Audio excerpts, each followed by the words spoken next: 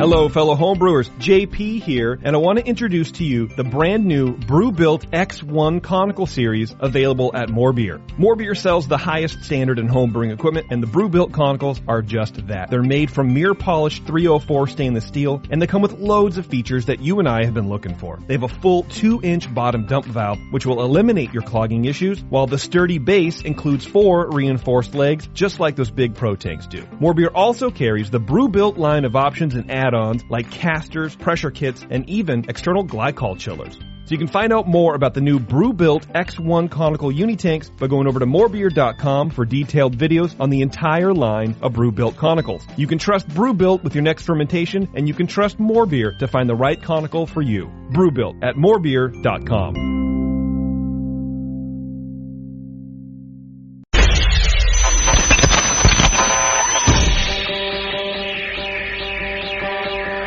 Home brewers, craft brewers, beer lovers, beer drinkers. Get ready for an all-new experience in information exchange and beer culture. Your only source for live beer radio that brings expert brewers from around the globe right to your home. You're not just listening to broadcasters, it's the Brewcasters on the Brewing Network.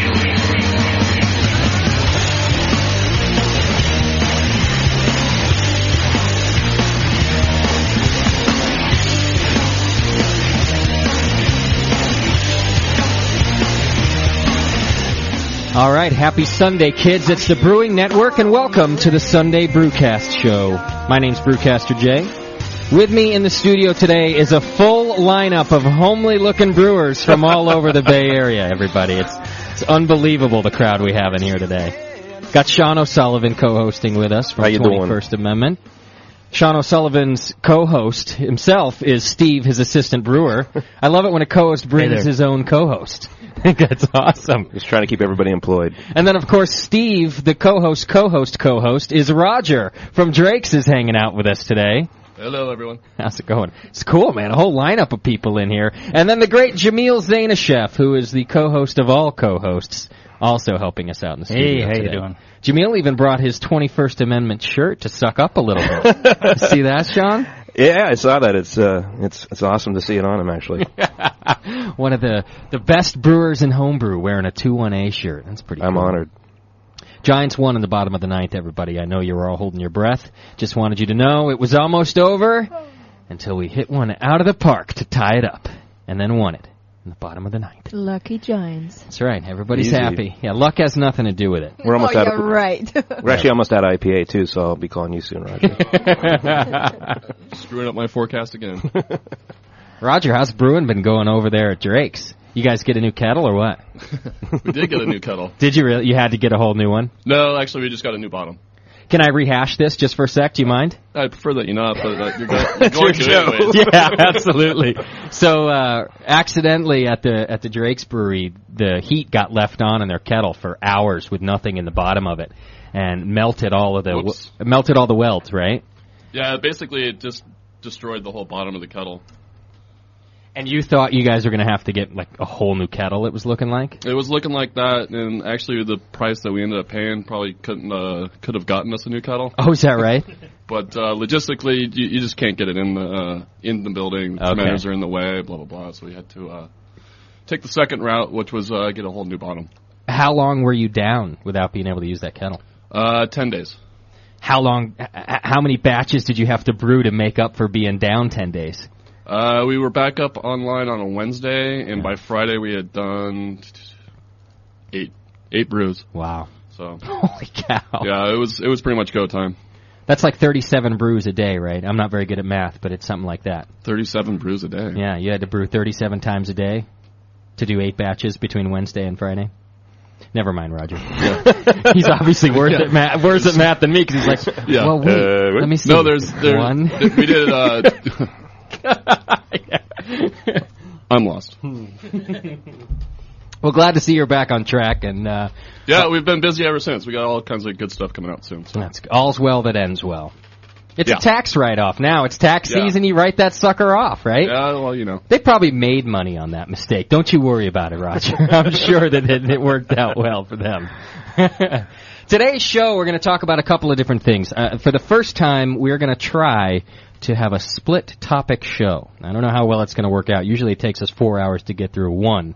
But I got a feeling we're going to be able to cruise through these two. I could be totally wrong. We'll see what happens. We'll let the listeners decide how it goes. The first thing we're going to talk about, starting at about 5:30, is Belgian beers. And we've had discussions about this in the past, but sort of in brief and never had a real good one about it. So we're going to have a big discussion about it today because both Sean and Jamil have recently come home from Bruges. Is that right? Bruges? Yeah, well, I was in Belgium, all over Belgium, and we were in Bruges and also Brussels and all these other locations. Steve was actually back there as well. We were back there for this festival called the Zythos Festival, which was first week of March, and it was a lot of fun. I mean, drank a lot of Belgian beers. And Steve had some unique experiences as well, going to Cantillon and everything. So was that unique experiences?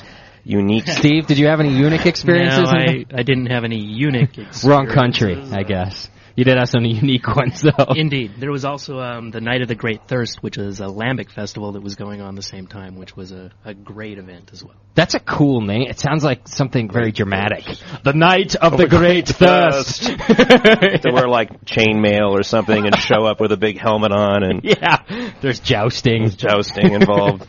That's awesome. Drinking and jousting, I'm sure, go well together. That would be a lot of fun. It's a great time. So we're going to have these guys talk about some of the favorites that you had over there, and I want some real descriptions here. I rushed poor Jamil through it last week because we had a lot of things to get to, and this week I want to get some real specifics about the beers that you had, where they're from, some of the characteristics about them, and talk about that, and get Jamil to help us out on the homebrew side of Belgium. So if you got any questions, please get them ready. You can hand them to Daniela in the chat room. Just hit the Chat Now button right on our main page. Or, of course, you can call 888-401-BEER. That'll get you through to us, or you can Skype us at the Brewing Network. So tons of ways to ask us questions today if you want to know about Belgians. And then, for our split topic, we're going to move on to part 2 of our pro-brewer discussion. If you tuned in last week, Peter Zine from Alesmith talked to us all about opening up a brewery. And the way he did it was he bought an existing brewery. He was working in there, and the guy was selling, and he got in on it and gave us some great information last week about how you jump into a brewery that's already established. So what I thought we'd do with Sean today is Sean kind of started from scratch and opened up the 21st Amendment. Plus, it's not just a brewery, but a brew pub. Yeah. So a little different perspective we might get, although there's some similarities that we'll talk about. And you can any questions you have about that, like how much is in Sean's wallet right now, for example. If you want to know anything like that, get ready. And you can ask Sean all sorts of questions about opening your own brew pub. And Sean, too, has just an awesome location, which is another thing I think we should talk about when we get to that discussion. He's in downtown San Francisco and right down the street from the brew pub, or from the ballpark, rather. Yeah, just 2 blocks away. So it's a very cool thing. I've been there a few times, and it's always busy. So obviously something right about having a good location and good beer. So we'll talk about all that. Get your questions ready. And then we got 4 guys in here that could play Stump the Brewer today. Really, I think that there should not be a question that could stump the brewer in the house today. Are we going to have prizes, if so? Well, all I have that I know I can give away is I have some hops to give away from B3, which is actually courtesy of one of our listeners, because he won them already and then donated them back, so we could give them away. Okay, let's do the hops and a bottle of my beer and a bottle of your beer. So that they can compare. Yeah, great idea. Yeah, I will give away some of your beer. We're not giving away. I want to try your beer, Daniel. I've heard about it. I've been sort of the chat on it, so it's be kind of interesting to try. And you're going to brew you're only brewing you're brewing the same batch until you get it right. Is that right? Yes. Okay. Until I get it perfect. Which means you have to give some honest and definitive feedback about it today. But don't be too harsh. No. I always start off with anytime anybody brings a beer, a home brewer brings beer, and I always praise it, and then you kind of... It's wet. It's carbonated. It's got a wetness factor here of about 6.37. You got it in the glass. Very good. I love the wetness factor. Daniela has good wetness factor in her beer. In her beer! God damn it. What's wrong with you? Hey, you guys had a fundraiser. Was it last week you did a fundraiser at the 2-1A? Yeah, we did a fundraiser for the Glenn Hay Falconer Foundation, which is it's the name for a brewer, Glenn Falconer, who used to be the brewer at the Wild Duck up in Eugene, Oregon, and he passed away suddenly a few years back in a car accident. And his brother Quentin and his wife Yuko started this foundation. And it's basically a brewing scholarship foundation, and they'll have recipients actually it's been mainly craft brewers or professional brewers, but now I think they're getting into home brewers. There's actually a home brewer element to it. So they raise money throughout the year, and then people apply for these scholarships, and then they get to go to, it's either UC Davis, I believe, this year, and in the past it's been Siebel. So nice. It's actually kind of a nice little thing. He was a great guy, too. Glenn is actually good friends with John Mayer up at Rogue, and they even named a beer after him. And that's great. So we had this big fundraising event where that was a beer that was called the Legacy Project that was brewed up at Walking Man Brewing Company up in Oregon by the recipients of the past scholarship from 3 different breweries. They kind of collaborated on it and made it, and they sent down a couple kegs, and then we basically sold the beer, and all the proceeds went to the foundation. So it was a lot of fun, actually. That's great. Yeah. And can anybody apply for the scholarship? You know, I know that there's been talk about changing it. Anybody can, I think. I think mainly in the past it's been centered on pro brewers, but I do know that there's been some discussion about having home brewers be able to participate. But if you do a search, if you Google the Glenn Hay Falconer Foundation, you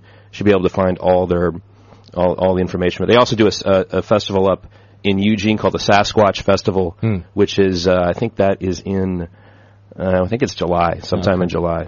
It's a lot of fun too. So that's a good thing. We're a bunch of tree huggers here at the Brewing Network, so it's always good to hear about foundations and charitable events and giving away money. Well, I got involved with them, actually. I'm on the selection committee, so if you guys want to send your money to me, maybe I can do something good for you there. Do not send your money to Sean. I'll tell you right now. And I mean, I've been doing this for 15 years now, so when they approached me to be on this committee, I was like, wow, it's like kind of giving back in a lot of ways. And not to get kind of sappy now and start hugging trees, but as you said, but it was just it was a nice opportunity to kind of give back to something that's given me so much. So yeah. You just brought your assistant brewer so you'd have someone to hug today, didn't you? I was going to hug you, actually, Justin. No hugging. There will be no.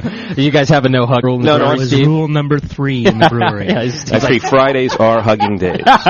Steve's like, I'm really happy you've asked me to be your assistant brewer. Can we have a no hugging rule? No longer work on Fridays. It's off on Fridays. I like hugging Fridays.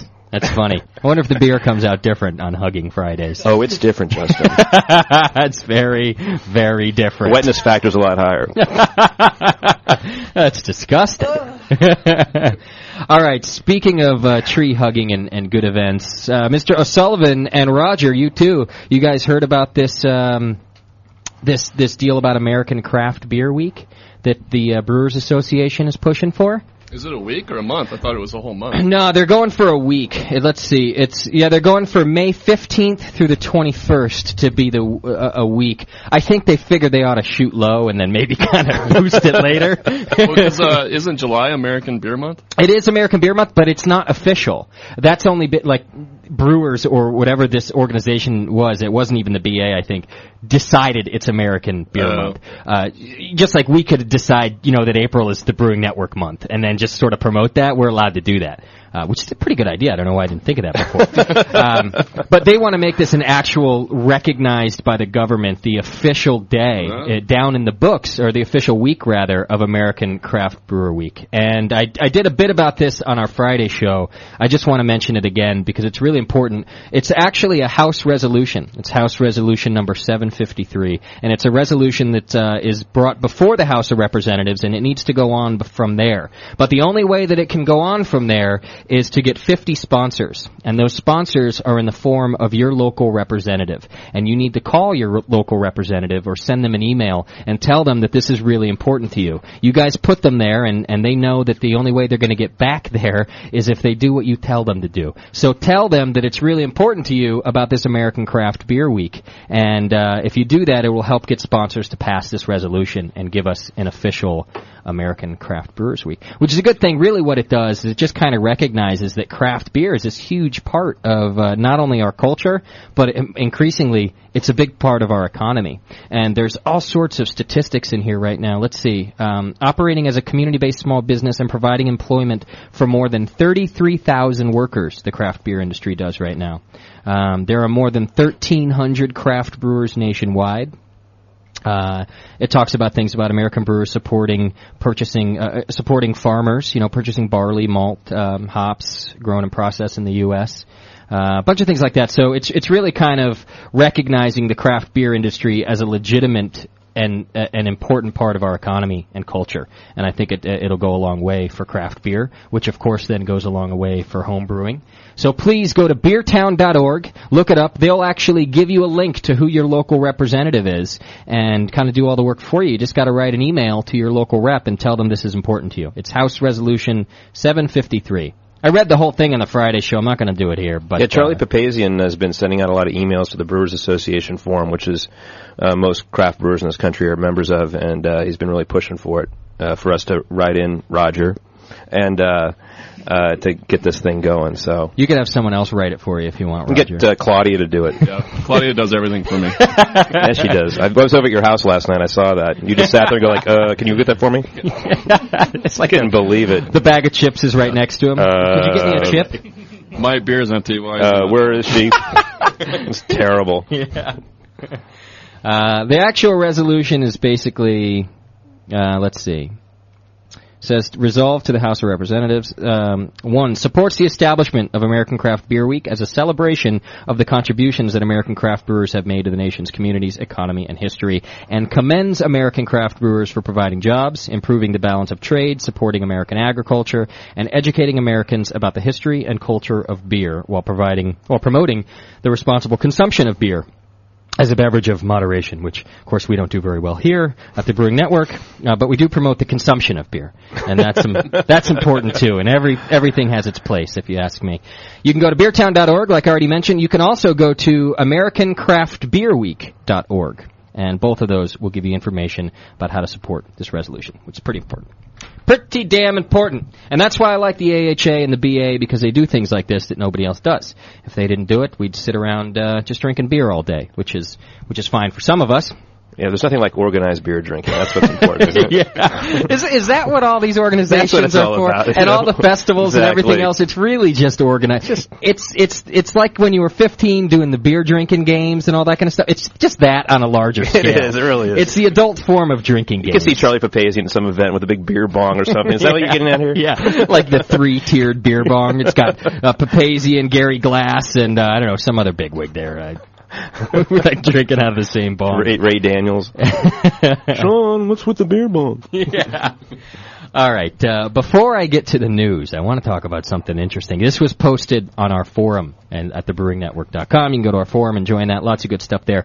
Somebody posted that I guess Michael Jackson, not the molester but the drunk, was on Conan O'Brien. Beer writer. Did any of you see this deal where Michael Jackson was on Conan O'Brien? I saw it too. You did? Steve, you saw it too? Yeah.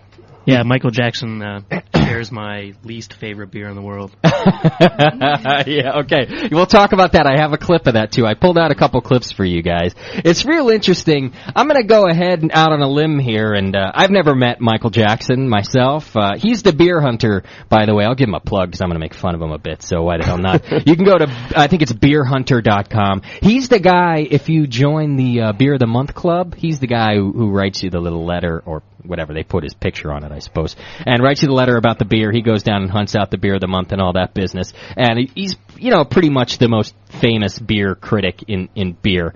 And he travels the world just trying to find great beer. And everything I've heard about the guy is that he's really kind of a drunk.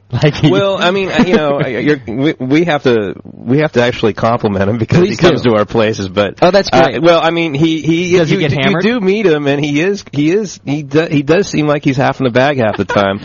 But he drinks so much. It's really kind of amazing, and he always has. And don't ever do this to him, but everybody does it anyway. Everybody goes up to him at these events and always says, "What's your favorite beer?" It's like he just gets it over and over again. But I got I'll give you a really funny, quick Michael Jackson story. So he's in town. This is years and years ago at the 21st Amendment. He rolls through show, and I'm supposed to meet him. The guys from RealBeer.com come in, and they sit down, and he's there, and I thought, all right, I'm going to meet Mike Jackson, but then they wanted to taste all the beers, so all the beers are out there, and he gets his notepad out, and I'm like, shit, okay, here we go.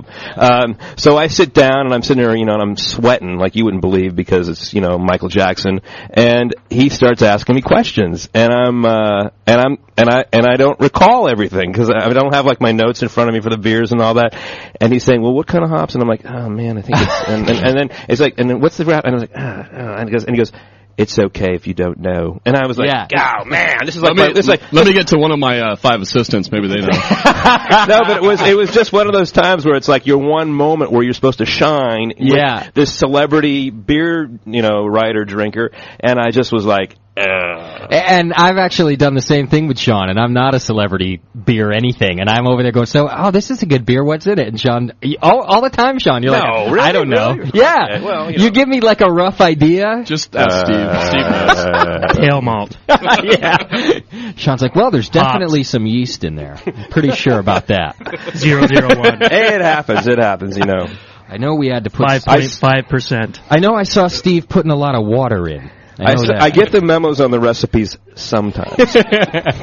Well, this guy, and look, like I said, I've never met him. You got to assume if he's going around tasting everybody's beer, look, I'd be the same.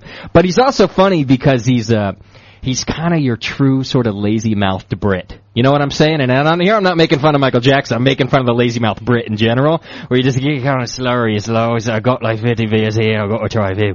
And he's kind of like, he like throws all the words together. And you can really see this on Conan, too. And Conan's cool. He's one of my favorite, nighttime, host guys. He's pretty good with his guests, especially when they come in kind of drunk. So, couple of clips here, introducing Michael Jackson to you off of the Conan O'Brien, thing. And then I've got some interesting deals about how we do a tasting here every week. We don't have one this week, but Jamil, you'll be able to help me out with this. Some of our tastings we do here, I'm just going to say it, they're disastrous. And it's like pulling teeth for me trying to get information out of the guys tasting these beers here. And I want you to note, Jamil, and you listeners at home, how uncanny the similarity is between Michael Jackson doing a tasting and Dr. Scott doing a tasting on our show. Odd that they're both sort of slurry and drunk. And okay, let's see. Why don't we start with this? Let's see. What was my number one here? This is Michael Jackson on Conan O'Brien about tastings. How much beer would you say you have in a day on average? Well, there's been the odd day when I've sampled 100 in a day. 100 beers in a day? Yeah, just sampled them, Yeah, I know. Drink them, yeah. Well, that's a libel. I don't drink them. I just sample. You just sample them a little bit. Yeah. That's the bloody lie. I don't drink them. And so that's sort of a Doc thing right there. They're just samples. Okay, let's just assume that Michael Jackson is only sampling them. What does 100 samples in a day end up being? If it's a 1-2 ounce sample, holy smokes, that's a good amount of beer right there. It's almost getting up there where you're drinking. Yeah, it's close to me. He's not quite there, but he's working on it. I think his samples were closer to 50 centiliters. Yeah, well, and you can see him if you go watch this clip. It's on the beer radio section of our forum. When he actually pours a sample, it's a half a glass. I mean, it's not just a tiny taste, as he likes to call it. All right, so here's a little more, and the similarities get even closer to Dr. Scott here about his tasting right here. Okay, and what is it you're looking for in a beer? Taste. I'm sorry I asked, yeah. Now, Jamil, is that not what I get around here sometimes? Like, I got Dr. Scott here, I got a panel of experts here, and I'm going, so what does that taste like? Beer. Help me out, where is that on your palate? Right there. In the mouth. Yeah. And what are the characteristics? It's wet. I mean, it's exactly what I end up getting here. I feel bad for Conan, because he's doing this, he's trying to get a good thing out of this guy. What do you look for? Oh, I look for taste. You just want a little bit of taste. All right. Now, here is where he really mimics Dr. Scott in talking about what his worst beer is. And not just in naming the beer, but you'll see how it mimics what we've done here. Our list of sponsors we can cross off. What's your least favorite beer? Corona. Really? You don't like Corona? Is Corona advertise on this show? Oh, they do. I disagree with you. I think Corona's magnificent. Why don't you like Corona? Because it just tastes like corny sort of water, you know? That's great. They'll be happy that I followed up with, why don't you like it? Well, I guess I won't be on the show again.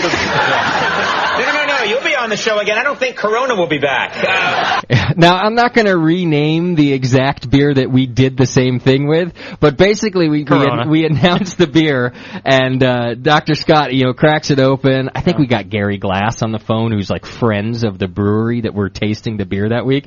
Dr. Scott takes his first taste, and he goes, tastes like ass. Oh, my God. It's like, shit. That's what I don't understand. They didn't like Fat Tire, but they like Corona. Come on. Go figure. You guys. We're trying to, and it is a delicate balance what we do here, because we want to be honest about the beers we taste. We also don't want to never be able to ask anybody to sponsor us again. and this is like what's happened, like poor Conan right there. And same thing has happened to us. So I just thought that was really interesting. I'll give you one more clip here from Michael Jackson on Conan O'Brien. You know, there's so many people out there that drink beers that just taste of nothing, whatever, and they think, this is a great beer. Taste of nothing. By the way, Mr. Jackson, I think your fly is open. It's true, it was. How many beers did you have today? I was really hoping you weren't going to mention that. I think I just did you a favor. Everybody have a taste. Yeah. So he doesn't. Oh my God. I don't want to say that he stumbled out, but he's real sort of like messy. Yeah, he's like limp or something. He's got like, his ties like off to the side, his shirt's kind of undone, and big wide open fly. You see it like right when he sits down and then he sort of slouches back in the chair and like opens everything up, right? And I guess he thought it best not to reach down to his crotch and pull up the zipper. Oh man, it was good stuff though. It was.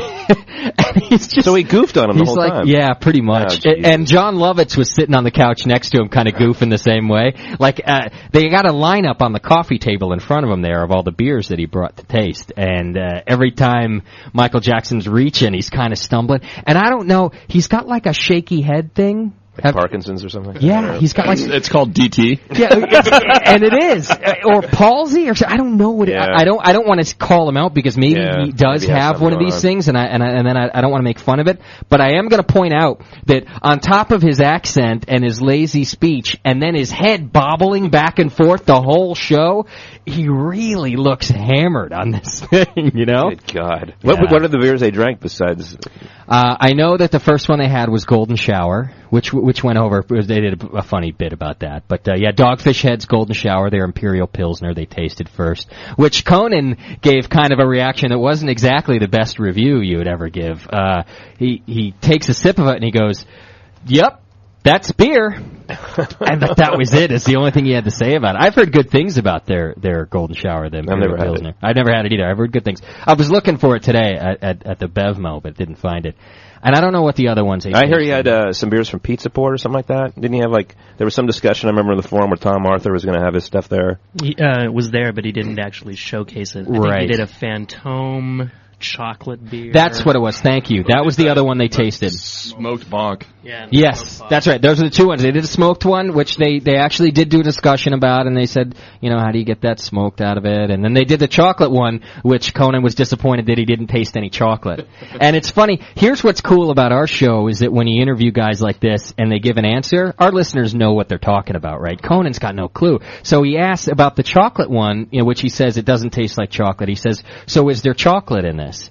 And Michael Jackson, he knows what he's talking about. He says, no, there's no chocolate in it at all. And they're like, well, why would they call it a chocolate? And he says, well, there's chocolate malt. There's a malt called a chocolate malt. And they put that in there, which everyone here knows about. And Conan's just dumbfounded. I think he asked twice because he didn't know. He couldn't get it that there's no chocolate in a chocolate beer. But hey, good thing, because a little more exposure to people who don't know that kind of thing. Yeah, but it is kind of, but it's also at the same time, I mean, Michael Jackson does seem like the kind of guy, he's a writer. He's not probably like a guy that you'd want to see on TV or radio, maybe for the most part. So you got to do something. You got to have fun with it. So they probably just, decide they'd goof on it a little bit and have fun with it.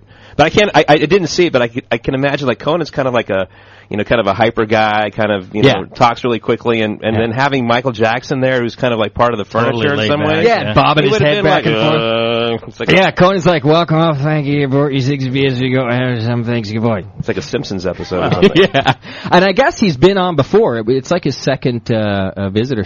We'll be doing that tomorrow. Which, actually, I gotta take a break. All right, when we come back, I'm going to talk about Johnny P. I got to do that. There's lots of questions and rumors going around. Sean O'Sullivan thinks I killed him and stuffed him in my trunk. It's not true. So I'll give you the lowdown on what's up with Chicken Boy and why we have so many co-hosts lately when we come back. All your questions will be answered right here on the Brewing Network.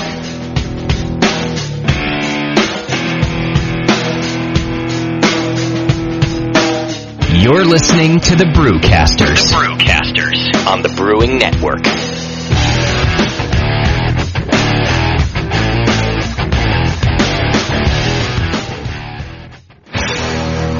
The Brewing Network, saving your life. One beer at a time. Yes, sir. You're right back on the Brewing Network. The number is 888-401-BEER. If you have any questions, we're going to start talking Belgians here real soon with all the fellas. We got Sean O'Sullivan from 21st Amendment. Also from the 21st Amendment, we got Steve. Steve, what's your last name? I don't want to keep just calling you Steve. McDaniel. Steve McDaniels. Now you can look him up and send your hate mail. And we also got Roger from Drake's. And Roger needs no last name. He's just Roger. There we go. And Jamil's hanging out with us, helping out too. And of course, the lovely Daniela will be working the chat room for you. You can join it by pressing the chat now button. How's it going over there, Daniela? It's going great. Yeah? Mm-hmm. Everybody happy in there today? Seems like. Okay, very good. It was a bit of a ghost town this morning when I did the blues show. Everyone was sleeping in from drinking last night or something, so I didn't know what the deal was going to be tonight. It's tax season. Yeah? Everyone's doing their taxes? And angry as you are. Yeah, I sat down trying to do my taxes last night. First time I've had to do my taxes as a business owner. Fuck that. That's all I have to say, man. I gave up. I'm going to do the old file for an extension and then hand it off to somebody else. Good times. Yeah, not fun. What do you do, Sean? You don't do any of that. You hand it off to your accountant, right? Yeah, we have an accountant that takes care of it. And you just like send them a folder and they do everything. Exactly. And you don't care. You don't have to worry about it. No. And they do your personal taxes too. They just started doing it this past year, and it's funny because I haven't turned it into him yet. And I talked to him on Friday, and he said, yeah, we'll see what we can do. And then I learned then I learned from Roger that the Craft Brewers Conference is this week, not next week. Oops. And that's a whole other half-hour show there. Yeah. And Sean's a walking calendar. Yeah, I was going to say, how do you not know what the craft? Well, it was one of those things where I was like, what? And so I'm leaving on Wednesday, and I'm coming back on Saturday, which is I think Saturday's the deadline. So okay, I think I get in at like 4:00, and I'll rush over and sign the forms and then mail it off. Yeah, I'm definitely filing for an extension. What a pain in the ass. It is. It really is. And for is. a foreigner, it really is even so much worse. It's unbelievable what I have to go through. Yeah. They send me like 50 papers just to prove that I exist here in the United States. It's ridiculous. Did they prove it? Nope, not yet. I didn't think so. Yeah, tax season's not fun, so maybe that's where everyone is today. But those of you who are hanging out, feel free to contact us with your questions right here at the Brewing Network. Chat room or 888-401-BEER. Simple as that. Okay. I gotta go through this whole deal because, like, rumors are flying and questions are coming through. Chicken Boy has not done the show with us for a few weeks. And people think, oh, he's never going to be back. What happened to Chicken Boy? Chris Graham took his place. And none of that is true. It's basically just that Chicken Boy's a busy guy, and he's got a lot of things to do. The Brewing Network has been growing exponentially over the past couple of months, and increasingly there's a lot of behind-the-scenes things to do, which involve actually maybe getting some money in here so we can stick around. So he's kind of doing that sort of thing and working his butt off for the Jamil show. I guess he actually... I hear Jamil reads like, I don't know, 13 books an hour or something to prepare for your show, because he's got to make sure he can at least keep up a little bit with what you throw out on that show. That's correct. It's 13 or 14, something like that. An hour. Yeah. John the Speed Reader. So he's kind of focusing on that. He will be back, and in the meantime, what we've decided to do for a show format is we're going to rotate our co-host chair and get people like Sean to hang out with us. Chris Graham has done it for a couple of weeks, and there will probably no longer be a permanent third host of the show. It'll be Doc and myself, and we're going to rotate out that third seat with just other people, and some of them will be consecutive weeks, and sometimes we'll just throw somebody in there. You never know. And Sean's nice enough to sign up. He's going to do pleasure it to be here. every now and then. That should be good. He's got a little experience. They call him the beer guy in FM radio. He's the beer guy. Meanwhile, I want to point out that everybody who works at the 21st Amendment that's in the studio right now is drinking one of them's drinking a Pabst Blue Ribbon, and the other one's slamming a tall boy a Coors Light. It's the assistant who's drinking the quality Pabst Blue. You know, actually, Steve, he didn't call us out. He didn't say our names. We could have just been in the dark. He was being kind. I would have done it later. Yeah. I know you would have, Roger. Roger, you want to help me out here calling them a couple of... What a bunch of sissies you guys are. Wussies. We got a line of Belgian beers in the fridge, and you're drinking... Well, you know, you want to start with water, and then you want to build up. Exactly. That's okay. I'm drinking Pacifico, so... There you go. At least that's sort of a craft beer. This is what we weird drink. This one has a little bit of hop to it. And it is a little darker yellow. He just held it up to the PBR. Yes, ever so slightly darker amber. It's the water from Mexico. Yeah, the Pacifico is actually Mexican yellow, whereas the Pabst Blue Ribbon is more of a Midwest yellow. Totally different yellows, by the way. If you're in art and you want to look those up, you'll find out that those are two different things. So you know what's interesting though is the Coors Light was in your fridge, Justin. I mean that's where I got it. Yeah, let it be known that none of us brought these beers. I have an easy excuse for that. I have roommates who drink piss, and I tell them that all the time. And so you just stole my roommate's girlfriend's beer, as a matter of fact. Not even my roommate; it was his girlfriend's beer. Well, your roommate needs to get a new girlfriend. Yeah. Now, let me ask: do you guys buy this stuff on your own time? Well, I mean, you want to throw it out there? Last night we hung out and had a barbecue at Roger's place, and I brought 3 different types of IPAs. I bought Bridgeport, Lagunitas, and what was the third? Sierra. Okay. And then 12-pack of banquet beer. A banquet beer, of course. And it's a banquet beer. And that's all I drank. That's all you drank. And did everyone else just stick to the Coors too? I don't think anyone drank the beer that Sean brought. You drank it. You drank it.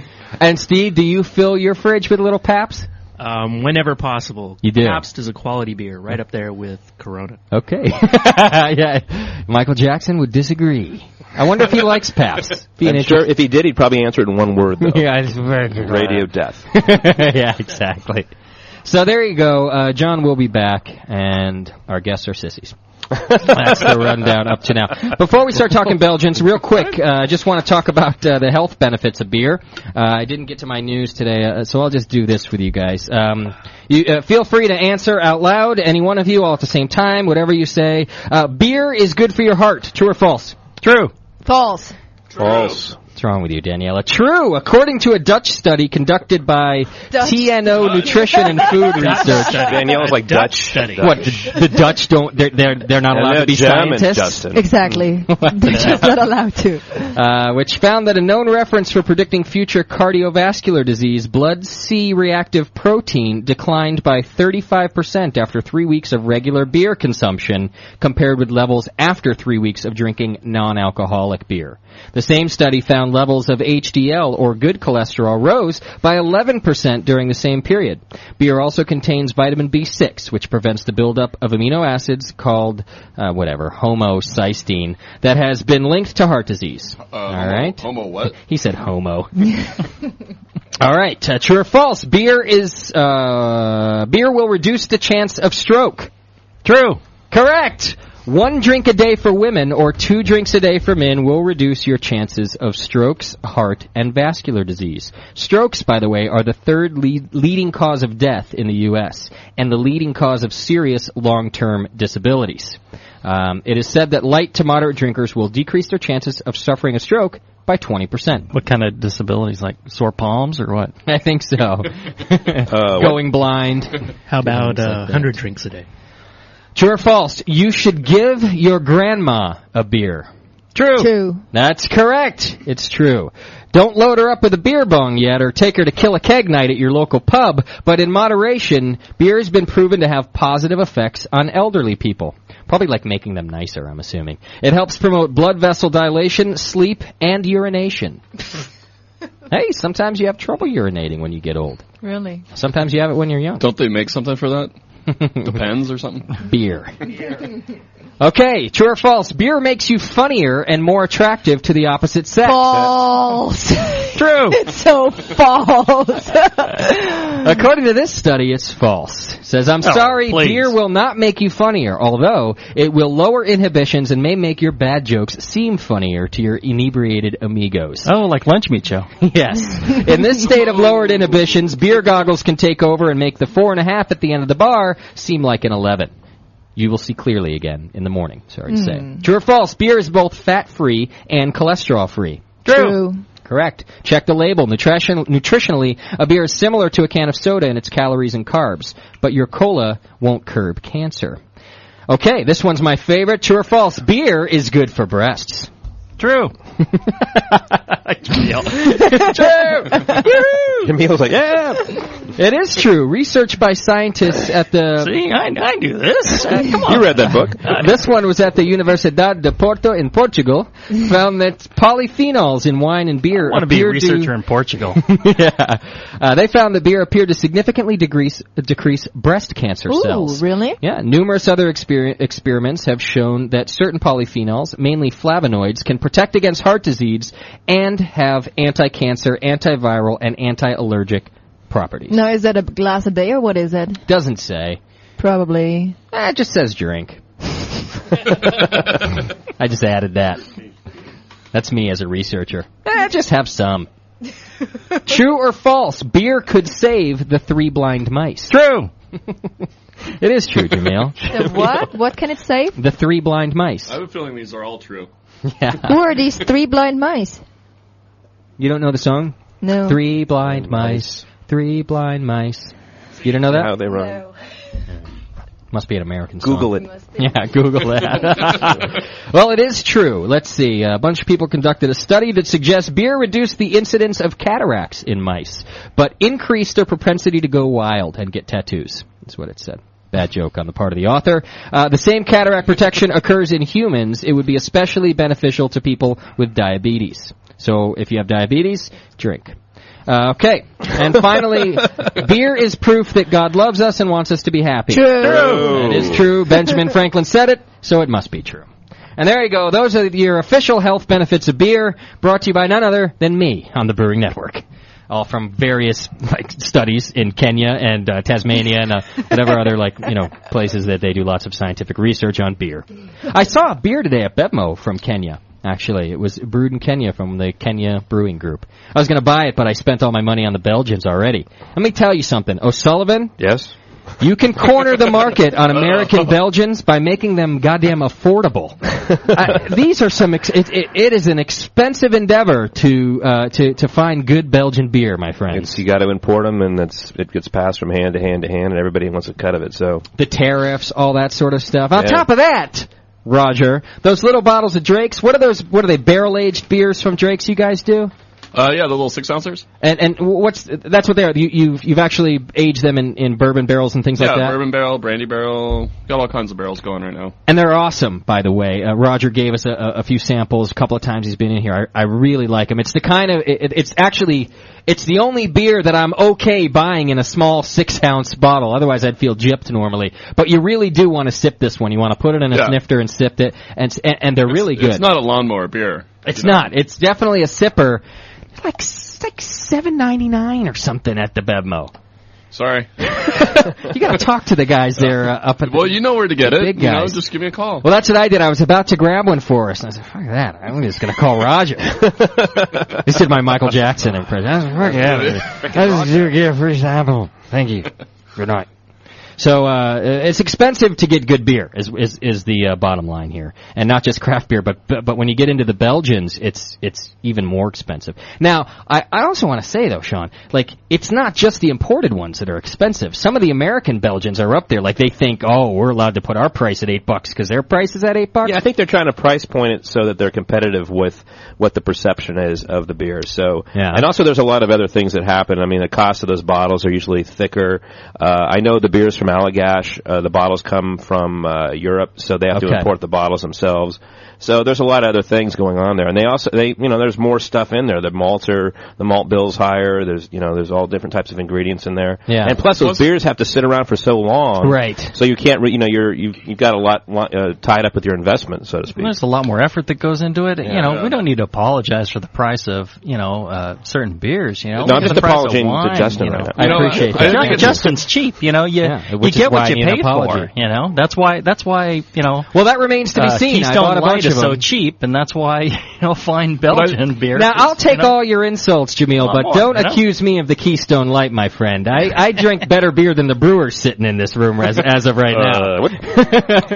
So I think, beer is one of those things that everyone thinks is blue collar, and we're trying to get that lifted a little bit to raise it up. And it's supply and demand. If you put a price on it, and they have it and they think it's good, then they're going to pay it. Exactly. It's just like why are you paying more for a Cabernet? Right. As opposed to, why do they have top shelf, bottom shelf of wines, and every other liquor? Yeah.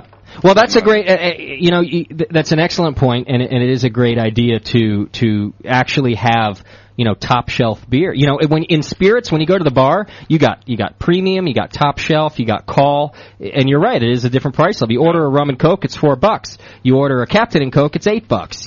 It depends on what you do. So I don't mind that. And here's what my plan was, because I bought them anyway. I'm cheap, but I'm not stupid. I knew that I had to buy good beer, so I did. And what I'm hoping is that at the end, I will say the same thing Jamil just said, in that you get what you pay for. So if we did not get what I paid for, I'm still going to bitch about the price. But hopefully I chose some good ones, and we got some good Belgians here. You're going to show up at Bevmo with half-empty bottles? Yeah. Hey! This is not worth it.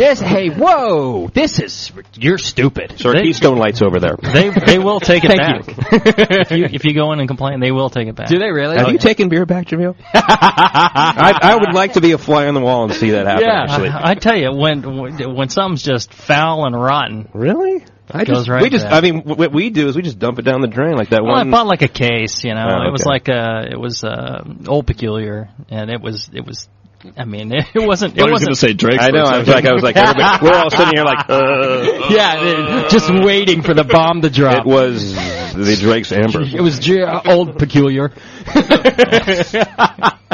And you took the case back, Jamil? Yeah, because it was in horrible shape, and I paid a premium price for it. Yeah, and I said, hey, this is. And that was Bevmo? Really bad. Or was it? Where was that? Bevmo in Elk Grove. And what did they say? Were they just like, okay? Yeah, they said, sorry, here we'll let the buyer know.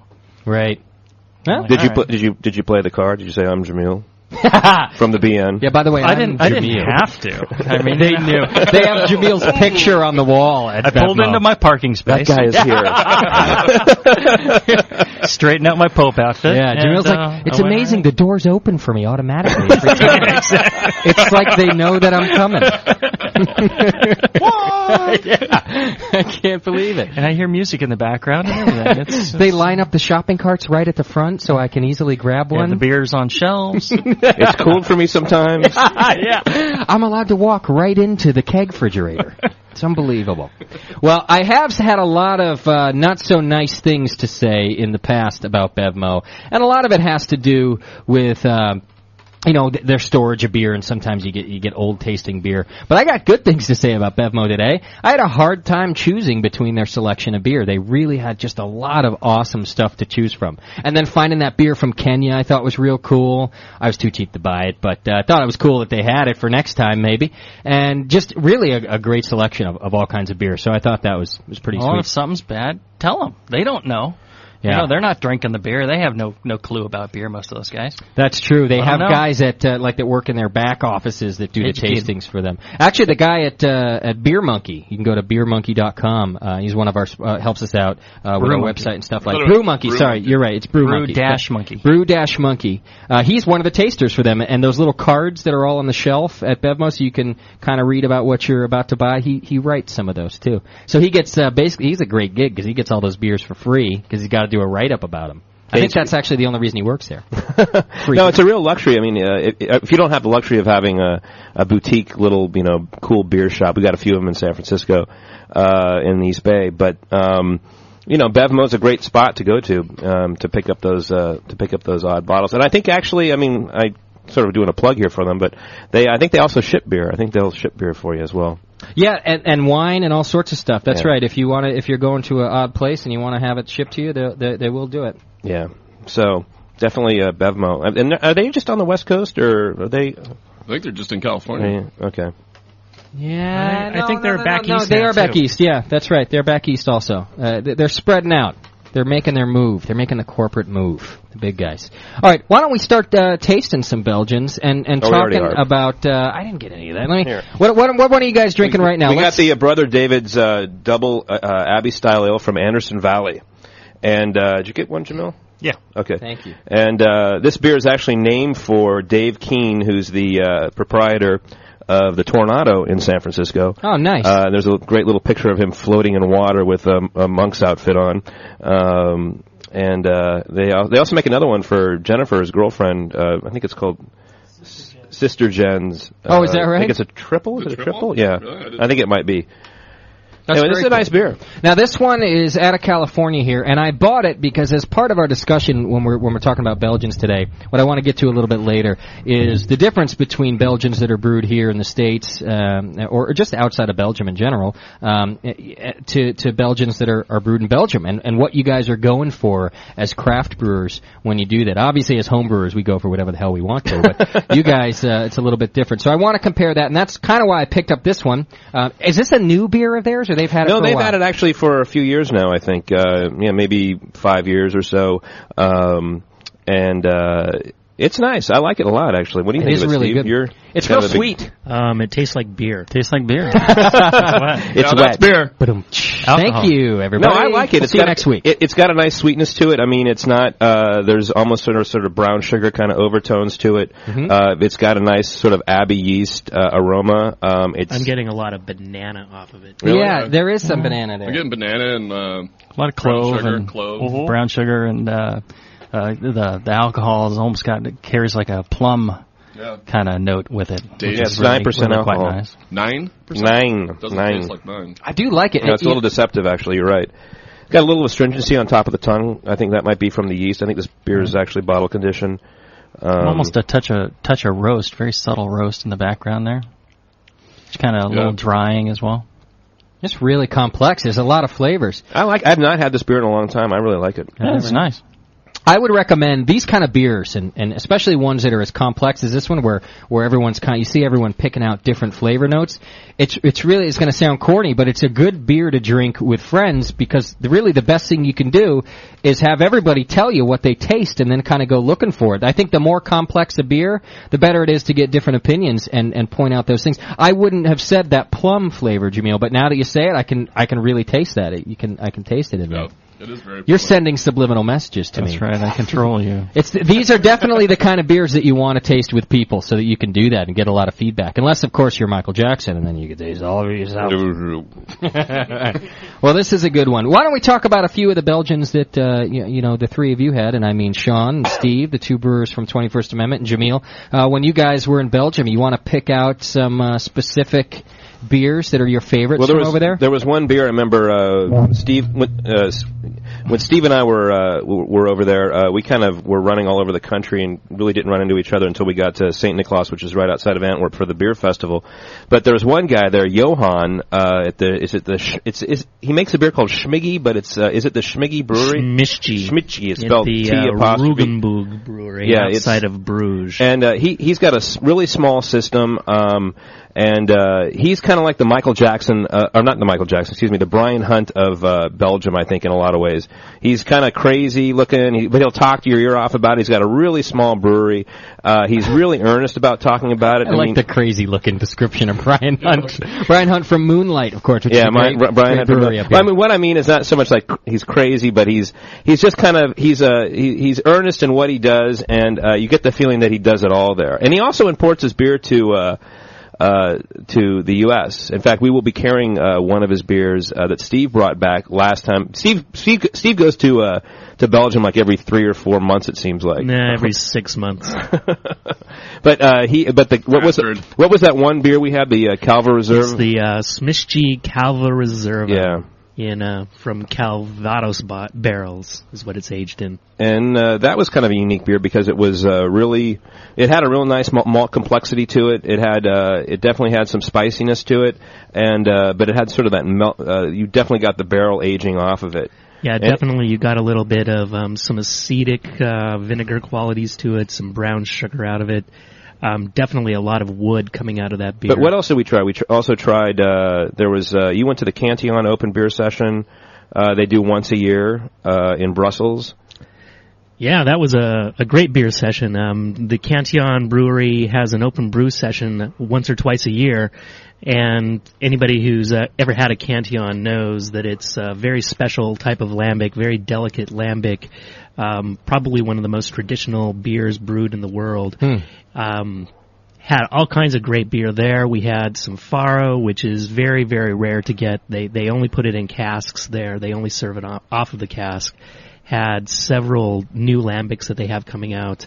A great apricot lambic that I really loved, and brought a couple of those back with me as well. But it was really interesting because you were telling me the story that, you think of like Cantillon, you think of like a Belgian farmhouse brewery as being out in the farmland somewhere, rolling hills and all that. But this is like right in a Brussels suburb that in somebody's basement. Well, it's an industrial part of Brussels, and I mean, this is like a traditional lambic brewery. So what they do is they pump the wort up to cool ships in the is that right? Or? Yeah, they pump the wort right up into the attic, and they open up the flaps in the roof and let the air blow in. It's literally right downtown in Brussels. It's probably a block from the busiest train station in Brussels. So I'm assuming that they get a little more than wild yeast in there, like downtown. I'd imagine they get a bunch of things in there. How good would it be to do that right here in Martinez? We got the refinery right down the street. I might open the roof and do a couple brews that way. Yeah, we've all been thinking about that. Sean and I have talked about cutting the tops off the fermenters of the 21st Amendment and raising them up a little bit on stilts, maybe dipping a dog or two in them. Yeah, you can borrow my dog. She stinks. And how does that beer taste then? Like, it's real good? Tastes like wet horse blanket. Does it really? Tasty. Yeah, you got it. Steve is definitely one of these. He's so into it. He's such the uber geek about goods and lambic, especially Cantillon. You do taste this beer, and it is the sourest, smelliest. If your listeners have ever had a lambic, or especially Cantillon, I mean, it is over the top powerful. I mean, when you were in the open brew day, you were telling me the story that your wife Justine, you guys went into the area where they clean the oak casks, because they ferment in oak casks, and they were cleaning with steam or something. Yeah, they clean them out with a big steam cleaner, and the steam, of course, comes just exploding out of these barrels, and it smells like lactic acid, barnyard ass, whatever you might want to call it. My wife Justine went running out of the room, holding her stomach, trying to get away from it, but of course it permeates the brewery, so there's no way to avoid it. That's great. But it's really interesting because they do they basically take 3 years of a certain style of beer, and then they blend it and for packaging, right? Yeah, the traditional lambic process is to take 1-year-old, 2-year-old, and 3-year-old beers that they have brewed and to blend them together and put them into a bottle. Do they have to be the same style, each one of those three? Pretty much they're all the same style. They all start as a lambic, which is an unflavored, spontaneously fermented and reconditioned in the package product. Okay. But they don't make like a cherry one and a peach one and then put them all together in one. It would all be like the same flavor to begin with. And usually what they do is they blend them together and form a lambic base, and then they add a fruit to that as well. And blend up more. And that creates a creek or a framboise or a foufoune, which is their apricot. Right. A variety of different flavors that they've got going on. I just wonder how they could even talk about having to spend time and resources. How could they even afford to do that? They're tying up everything with 3-year batches in some cases, and that's interesting. It's pretty amazing. Their entire warehouse or their entire brewery is pretty much filled with oak casks that are aging beer. Yeah. Very, very small production. And fortunately, the United States market has been picking up a lot of new brews so that they can actually stay in business. Yeah, we've talked about this before, that it's in a lot of ways, the U.S. is saving the Belgian beer market, because a place like Cantillon, 25% of their entire production is coming to the U.S. So if you're buying, what's a bottle of Guz go for here from Cantillon, Steve? $20. Yeah, $20. So if you can imagine that they're... Easy, Justin. For something that tastes like horse blanket. 2 and a 0? Sour horse blanket. 2 and a 0. Barnyard. Costs you about $5 in Brussels. Wow. Now I'm glad you said that, because that's what I meant to ask that question when I was doing my bitch about the prices. If we were there, it's cheap beer, right? Or at least it's the regular price like we would expect to pay. It's a regular price beer. It might be a little bit more than what you would expect to pay, but it's anything imported. Much cheaper there than it is to pick it up here. And much higher quality as well. But the beer that Johan makes at his brewery we were just talking about, I mean, he's starting to import. So all these small little breweries, if they can do it, they send it over here because we're willing to pay for it. Yeah, it's interesting that we're saving their market and creating a brand new market here all at the same time. I think Vinny actually once said that a brewer told him from Belgium that America is saving the Belgian beer style, because you have big companies like Ambev, which used to be InBev and all that owns Stella Artois and Jubler and all those big breweries. A Brazilian company, not even a Belgian company anymore. Yeah. And they are they're pushing these sort of light, innocuous flavored lagers that are that don't have any resemblance to Belgian beers as we know in this country that come in a great in a bottle. John White says it's a bunch of breweries being run by bankers, which is probably a really good description. Yeah, there's a great website actually called the Babel Belt, www.babelbelt.com, that does a great discussion on Belgian beers and people that post their trip reports there. It's just a great site. And John White, you keep bringing his name up. Is he English? Yeah, John is an Englishman. Yeah, he's he's a big beer writer. He's got a great website himself, and just give you if anybody's going over there, it's a great site to go to try to figure out what you want to do and where you want to go. Yeah, and then donate to us for that plug. I'm sorry. No, I'm kidding. Am I out of my plugs now? Not at all. It's so funny. I remember Sean does actually do some beer reports for a local FM station, and it's such a different world than coming in here, because he does have to ask, hey, can I give a couple of plugs? And then even then, they're sort of like, well, yeah, okay. It's like sort of they have to think about it. Whereas me, I'm like, I can give it away. What the fuck? Yeah, that was funny. Actually, and I'll take calls sometimes, and people will call and trying to plug their stuff, but the questions are all recorded, and it's and I'm just like, you really want to have that guy to say something? We've only ever gotten one call plug here. I was actually happy to get it, because it means people think we have listeners. They would call in. You have listeners. And do a plug. I want to go back to the to this framboise that we were talking about a little while. So you're right. So they're aging some of it for 3 years and then mixing all three together. Of that aging, right, how long does that open fermentation actually go on before they would put it in a barrel and then leave it sit for 3 years? I got the impression that the open fermentation actually happens very, very quickly, like over a day, maybe a 2-day process. No kidding. Yeah, and then they put it into the barrel. But it's obviously still going to ferment in the. Oh yeah, it wouldn't be done. It continues fermenting for up to 3 years. Okay. In fact, that's why they actually blend the beers together. The yeast that they're collecting, the wild yeast they're collecting out of the air around Brussels, are actually they take a long time to ferment out, and so those yeasts will continue fermenting the beer for 3-4 years at a time. Yeah. So they actually blend them together to take to put liquid into the actual bottle that has less sugar in it, so that the yeast that is in the bottle doesn't actually explode. Okay. Didn't you say that they only brewed certain times a year there? It's like a... Yeah, they brew... It was a really pretty short period of time. I think it's between March and October when they're actually brewing beer. Or actually, I'm sorry, it's the other way around. It's between October and March. Whenever the air quality is the worst. Exactly. Whenever the air quality is the worst. It's actually because the air is... it's colder, and they're able to actually achieve the fermentation temperatures they're looking for. I think it's that when the kids start coughing, it's time to brew. Exactly. That's how they know. Yeah. Now, do they do the open fermentation, then for a couple of days, they put it in a barrel. does it stay in the same barrel until they mix it? There's no secondary or anything like that? That was the understanding that I got, and the fermentation continues until they put it in the bottle. Okay. There's then a secondary fermentation that occurs in the bottle after they've blended the beers together. Okay. Which is really what the first year, the 1-year-old lambic is for, is to continue the secondary fermentation. It's still pretty live. Exactly. Okay. I was just wondering, do they actually have a yeast strain in the brewery, or is it just wild yeast? That's a good question. Then it's thrown away, and then Yeah. Dispatch comes into the cold.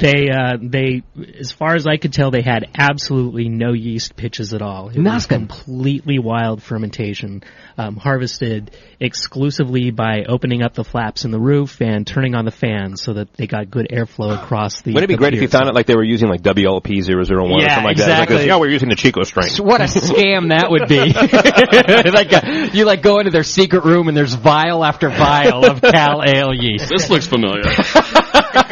That would be pretty hilarious. Jamil, if I wanted to do that, could I brew a beer here in my backyard and not pitch any yeast in it whatsoever? Just leave it open? Absolutely. There are yeast and bacteria all around you, all over the place, especially you. Yeah, especially this place. Good point. But all the fruits and plants and grains and stuff, they're covered in yeast. And there's plenty all over the place. And and I've done some spontaneous fermentations. I know other people that have in the areas. Okay. And they, sometimes they'll turn out right, sometimes not quite so good. Yeah. And it's a real fine balancing act. And this is one of the reasons that, this developed in that area, and it's critical to protect the breweries in that area, because this isn't going to happen a lot of places in the world, and it's kind of a magical combination. And they have things like, they allow spiders to run free around there and they don't kill any spiders because the spiders keep down like the gnats, the fruit flies that bring, other types of, acetic bacteria and stuff. So it's a very fine balancing act. And what's interesting about a lot of these soured beers is that when they're done right, it's a magical taste. It somehow turns into a really good beer, and it's very drinkable. Yeah. And intensely sour, but there's something about the whole thing, especially when they blend them down into a hooze. You end up with a very nice balance that is just a pleasure to drink. Yeah, it's just such a different thing. Well, see, because what I'm curious about too, and what you just said, that sometimes they're going to turn out good and sometimes they're not. When we talk about proper fermentation and pitch rates and things like that, a lot of what we're talking about is getting fermentation started quickly, beating out any bacteria that might be in the wort there so that the yeast is the only thing that goes to work. So I'm real curious is, the yeast then is really competing with bacteria. And so right in wild yeasts as well. So, they have yeast in these beers, but they're coming in, on the breezes. They're coming in off the... Plus, I think they have the luxury of aging these beers. I mean, we're kind of getting into the discussion a little bit about what's the difference between U.S.-style Belgian beers and Belgian-style beers, or Belgian beers, is that I think we have a tendency to put ours on a little bit too soon. I mean... Absolutely. Vinny's been open for how long? A couple years now. I mean, when you look at what Cantillon has, they have it takes 3 years to get a bottle of beer in, and so you can imagine that we're kind of a young country in that regard, in terms of turning out beer that's been properly aged.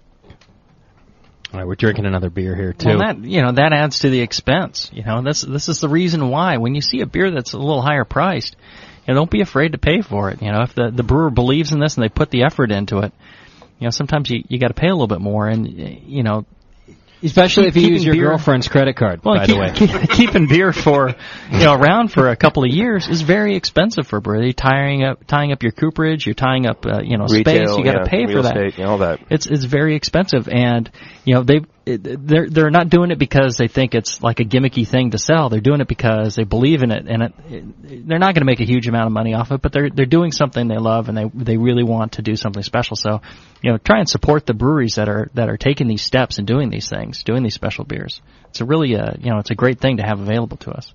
What is this one that we just poured here? Look at Justin's eye. What is this beer you have here? pH of about Doesn't 1. it taste like your beers? Yeah, exactly. Does it taste like your beers, Justin? No, my beers are not infected. They might not be good, but they're not infected. There's a rule in the brewing community, or if it doesn't come out the way you want it to, dry hop it or change the name. So if you make an ale or something like that and it comes out tasting like this, just say it's a Belgian beer. Sweet. That's exactly what I'm going to do. That's why it's interesting to always judge homebrew competitions. It's like, was this supposed to be a lambic? Yeah, hey, wrong category. What we're talking about here is the beer that we're drinking now, which somebody say that name for me. It's a Dreifontein Oud Guz. Okay, so it is a Guz, and it's just real tart. It's a very like the candy sweet tarts kind of tart. Yeah, this is mildly tart as far as... Is that right? Yeah, this is actually very dry. Am I right? It's tart. It's tart. To go from the Brother David's double, which is fairly malty, this is pretty tart. Yeah. But I know what you're saying, But as far as the range of these go, they get intensely sour. It also has a bit of a... kind of like it's in a plastic container taste to it in the back there, too. Like on top of the tartness, there's that flavor in the back of my palate. Spicy phenolics and a little horsey in there, and lactic acid as well. There's a yogurty taste to it. To the back. And all these things we're saying, it's really goddamn good. Like it sounds like we're talking about a terrible beer. It's not terrible at all. That's the thing. It balances out, and once if you expect these things and you know what it's supposed to taste like, it's like, wow, they did a really nice job with this, and it's fairly well balanced, and it achieves all the things that you're interested in, and on a hot Concord day, Pacheco day. Yeah, this is going to be a really nice beer to be drinking. Tastes like a slip and slide. How do you even know what that tastes like? Come on, like you never dragged your tongue down the slip and slide. It's the same way I know how the back of a horse tastes. Yeah, it's the same way they can say it tastes like a wet horse. That was a horse the other night? No, it is. I just want to say it's funny to sit around and mention things like that about a beer and then really enjoy the thing at the same time. It's just a cool thing about the hottest thing in the world. It really is. I mean, I remember years ago at the Barley Wine Festival at the Tornado, and there was one brewer that brought what he called a Belgian barley wine, and you were like, what? And then you thought about it a little longer, you're like, something went wrong there. And I think if we were told that it was maybe a Belgian beer, our impression of it would have been different. So, I mean, it's definitely one of those things where you have to know what you're about to drink, because if you don't know what it is, you're going to go like, what's going on here? Unless you're Steve here. Yeah. That's right. He's like a Guz freak. A funny story about when I first started out, I started learning about these beers, and I thought, okay, I'm going to make myself like an Ode Bruin. And the way I'm going to make it is, I'm sure there's plenty of contamination going on when I'm brewing. I'm not that clean a brewer. It's going to be, so-so, and over a course of a few years, it's going to turn. So I'll brew this beer, I'll just set it aside, I'll keep sampling it. Eventually it's going to get kind of sour and funky, and I'll be right there. Well, the other day I tasted this. It's like 5-6 years old. The darn thing is still clean. So I'm thinking, and I had bottled it and everything. If it was in a keg, I could go ahead and inoculate it. Right. Not enough ass. Yeah. So it's just things still clean. So, it's a real trick to make something like this. It's so funny. We all accidentally contaminate our beer, but doing it on purpose, it's a difficult process. I'm like, can you vacuum or something? Sweep? I don't care. We need some more shit in this thing. It's not coming out right. The problem, Jameel, is that you guys do it in the clean room. Yeah, well, I didn't have the clean room back then. You didn't? No, we didn't use gloves. Take the mask off the kids. Didn't use the clean Is that room. right? I have to ask you a question because I've listened to some shows, and I got to ask you straight, because you're in the room with me right now, and you've got Steve and I and Roger here.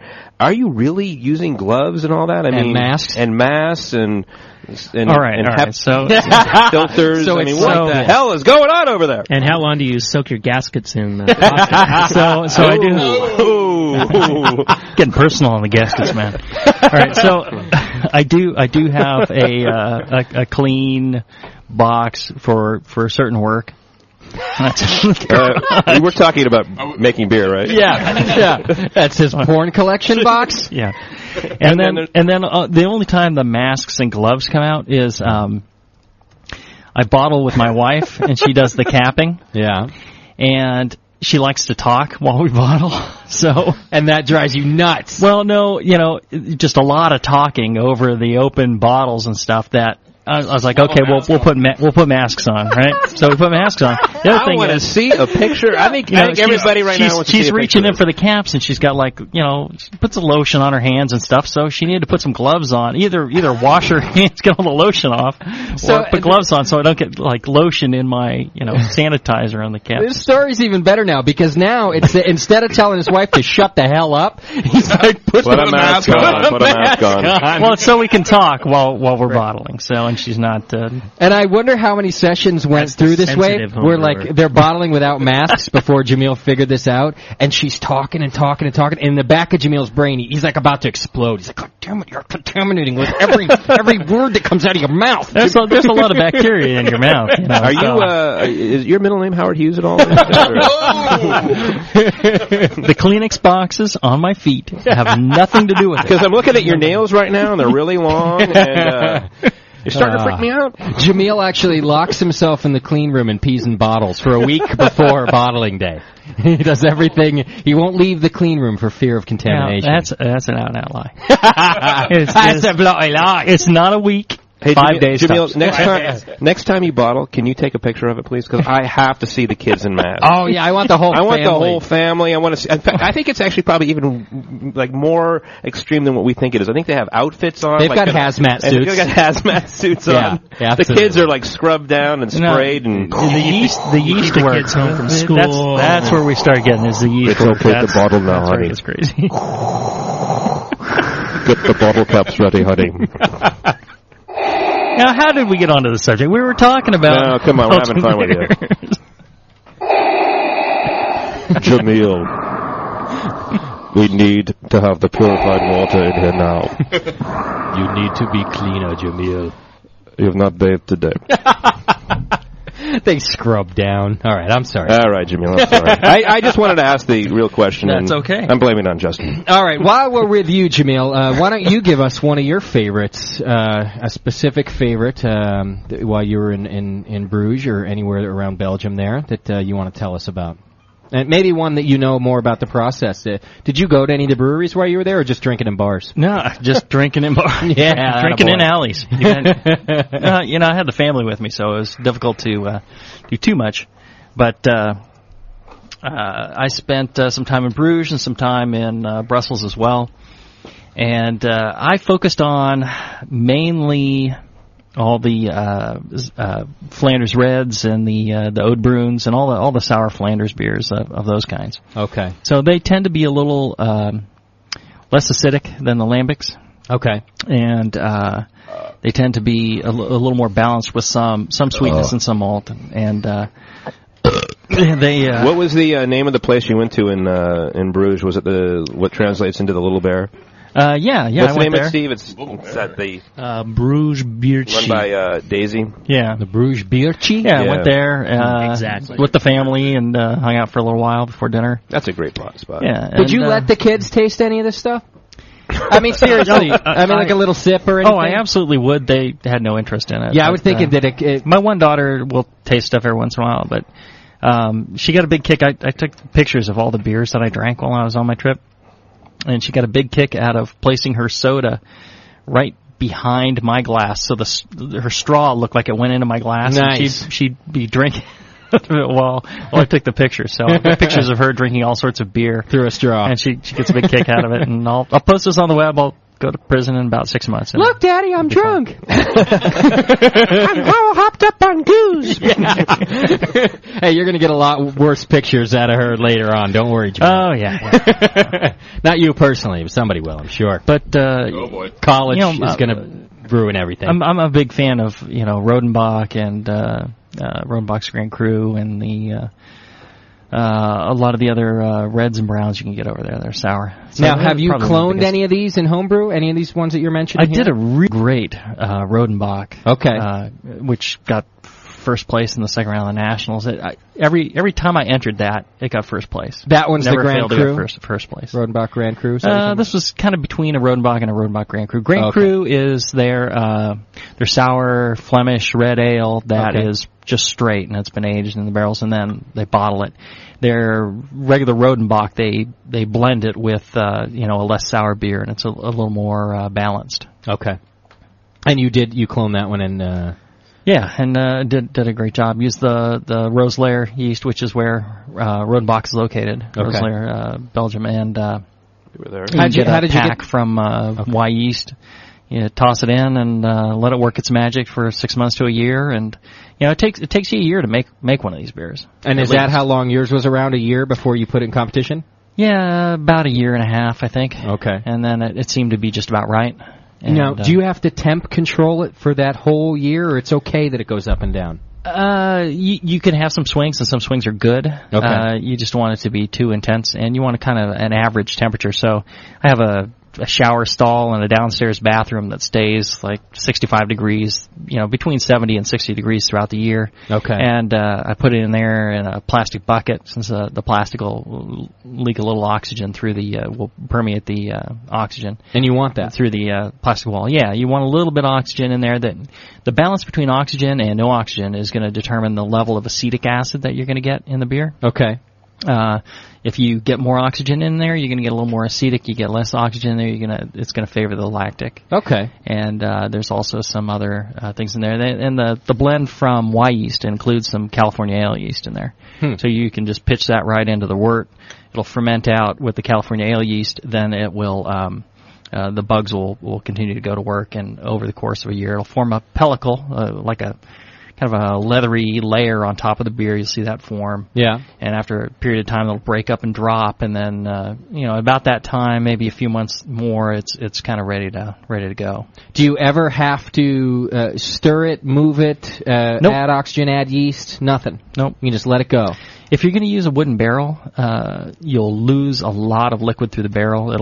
It's the spirits share of the barrel. Okay. And you should top those up. But with a plastic bucket, you don't really have to worry about that. You're not getting as much oxygen transfer in a plastic bucket as you do in a wood barrel. Right. Okay. There's a guy, Raj Apt, who he figured out exactly how much oxygen permeates your standard bucket, certain size barrels that like Cantillon is using, and a carboy with certain different types of stopper materials. And he's got it all worked out on a website, and you might look into that. I had really good success with the plastic bucket. I actually fermented the beer out first with California ale yeast, and then once that was completely finished, then I added my bugs and worked it down that way, and it came out with a real balance. If you start with the bugs at the very beginning, you have to be kind of careful, because it can end up really sour or really sweet, and it just depends on a lot of things. And if you're going to do that, you might want to brew two of them, one soured and one not, and then blend them back. Oh, right. That's a good idea. Rodenbach. That's a great idea, actually. And now, when you're done, what do you do to carbonate that beer? I keg and carbonate under pressure, and then counter pressure fill. If you wanted to have that beer sit around for another period of time, you could have added a little more yeast back and bottled them in bottle condition, or if you bottled it, would it do it itself? You can. The problem is you need to be really careful with the soured beers, because the bugs will keep working to a certain point. Okay. And if you're bottling a little early, it can get explosive. Gotcha. So a lot of places that are doing this now and they're bottling, they'll pasteurize them when they get to where they want, and then they'll counter pressure fill them. Okay. The thing for a home brewer to do is, I just believe in kegging. It's easier because you can control it. You have far more control. But give it a try, and if things start exploding, I didn't tell you to do it. Close your eyes when you pick up the bottle. He told you to do it. Okay, we got to take a break, guys. When we come back, I want to talk about the difference between Belgian beers in Belgium and Belgian beers in America. Are we even allowed to call them that? We'll find out when we come back. It's the Brewing Network, the Sunday Brewcast. We'll be right back. You're listening to the Brewcasters on the Brewing Network.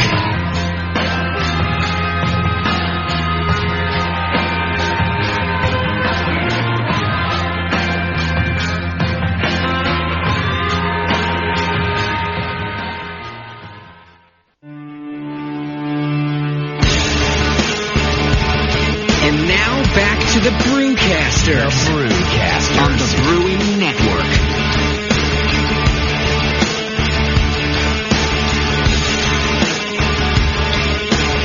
Welcome back to the Brewing Network. Full studio. Some cool guys hanging out with us today. Happy about that. Let's not forget about Daniela, of course. Thank you. How's the chat room going? It's going fine. Yeah? It's very lively tonight. Is it? People having fun in there? People having a good time. Hit the Chat Now button on our webpage if you're at home and you're not in the chat room. It's a good time and really adds a lot to the show, getting to know what's happening in there and the questions that they're asking. What did you do to my mic? It smells like puke. I didn't touch your mic. That was Guz. I think Natty's Natty's been using it. Seriously, it smells disgusting. Natty uses it on... I thought it was the Belgians in the room, but no, it's my mic. Yeah, Natty uses it on Fridays. Could be his. You don't want to know what goes on in this room on Fridays. I really do not want to know. I'm happy I have a job. All right, we've got a couple of other Belgians to try here and talk about those. But first, both Roger and Sean, and I think Steve's about to also, have tried Daniela's beer. Yeah, we did. Yeah, I'll pour a glass. I keep waiting for that. All right, guys, you can be totally honest because I'm only learning from you. So why don't we talk about what you think, and if you're just tuning in and you don't know anything about this, Daniela's beer is a blonde ale, and it's basically brewed like a Helles, except with a Cal ale yeast. The whole recipe's Helles, and got a Cal ale yeast, so she ale fermented it, obviously, and ended up with this, and I like it quite a bit. You've heard me talk about it, and others have been commenting on it, so why don't we get their opinion? It's really nice. It's got kind of a nice corny kind of... Was this an all-grain beer? Or Mini mash. Mini mash? Okay. It's got kind of a corny kind of aroma, which would be acceptable for a Helles in some ways. Yeah, I get a definite grainy aroma out of it, too. Do you? Which is good, But right? Daniela, it's super Absolutely. clean. I mean, it doesn't suffer from sort of what some home brewers suffer from, which is when they ferment too high, the fermentation's really clean. There's not a lot of kind of the phenolicness that you'd expect from a... And I'm really happy that you're saying that, Sean, in particular, because that's the worst part to me in trying other people's beer, homebrews, and they're infected. I just can't do it. And I'm super careful with that. Justin taught me to be super, super careful with that. I told you, Jamil. F you and all your stabs at my beer. If there's one thing my beer is, it's clean. No, my I friend. didn't say your beer was clean, but you really instructed me well about how to have a clean beer. Sorry. What's the alcohol in it? I think it's 5-ish. I think it was 4. No. It's 5-ish. 5-ish, yeah. No, it's very good. I mean, honestly, Thank we're not you, Roger. sucking up to you because you're the only woman in the room, but, well, maybe we are, but, no, I mean, I have to tell you, it's actually a very drinkable beer. It's really nice. And I mean, it's my second. if I would have known that, I wouldn't have had this, the Coors Light. I would have been drinking your Helles. It's nice. It's really nice. Now, what about improvements? Because she says she's not going to move on to another beer until that one's as perfect as can be. So, well, if you're calling it a Helles, try a lager yeast. I mean... Yeah, but isn't the problem that I would actually have to lager the beer then? And I do not have a fridge where I could lager it in. Yeah. And use the O1 yeast. We can't lager. What yeast did you use? Yeah, O1. California. Yeah, that's a nice yeast because it burns clean, it ferments clean. It's a very clean. Yeah, so you're only going to show off the malt and hops. That's why I like it. Use it, Roger. Yeah, I know. That was a question. Well, yes, I do use that. It's not you and I hanging out on your porch drinking Coors. It's like we're having a radio show here. Welcome to it. You use hops, Roger. Yeah, I know. We use that malted stuff, too. Yeah. The two things I dinged it on were one is the clarity. I think there's a clarity is an issue, but it's she wants a perfect beer. And, right. So what am I going to do about the clarity? Thing. Well, the O1 yeast lager it. Well, that and I think Thanks, it's Roger. just I don't think it's going to this. I'm not sure if it's going to drop clear, and I been wonder 3 also weeks about now. that partial mash, whether you got full conversion on that. And the other thing I noticed was kind of a slight higher alcohol, kind of a surprising, almost slightly solventy. Really? It is a little on the salty side. On the sample I had initially. That was my fault. Sorry. Which was a week ago or 2 weeks ago. Yeah. And I noticed a little something that kind of surprised me right off the bat, and I'm not sure if it's that or Justin was breathing on me or what it was, but those were the only 2 flaws I could pick up.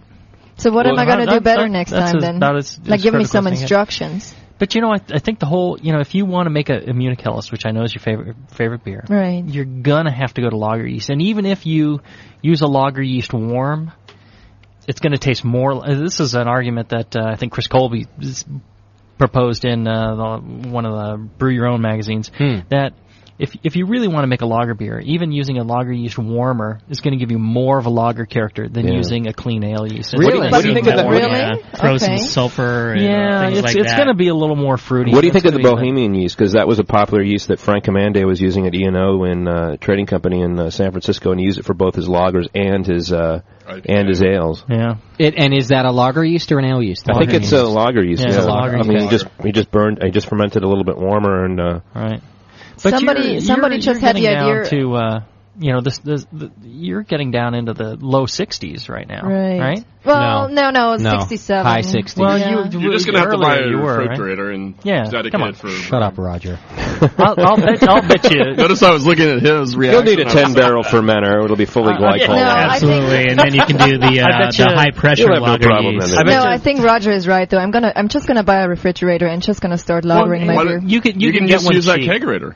Yeah, no, it doesn't fit. Cardboard doesn't fit. Yeah. Well, you can get used fridges. I bet you somebody listening in the area probably has one they'll let go really cheap or give to you. Then you just need a controller. And I have controllers. I'll give you a controller. My advice is just to take over the kitchen refrigerator, and eventually you'll find that you'll get a new refrigerator for food. Because the light doesn't work anyways. That's a good idea. Exactly. That's how I got my refrigerators. So.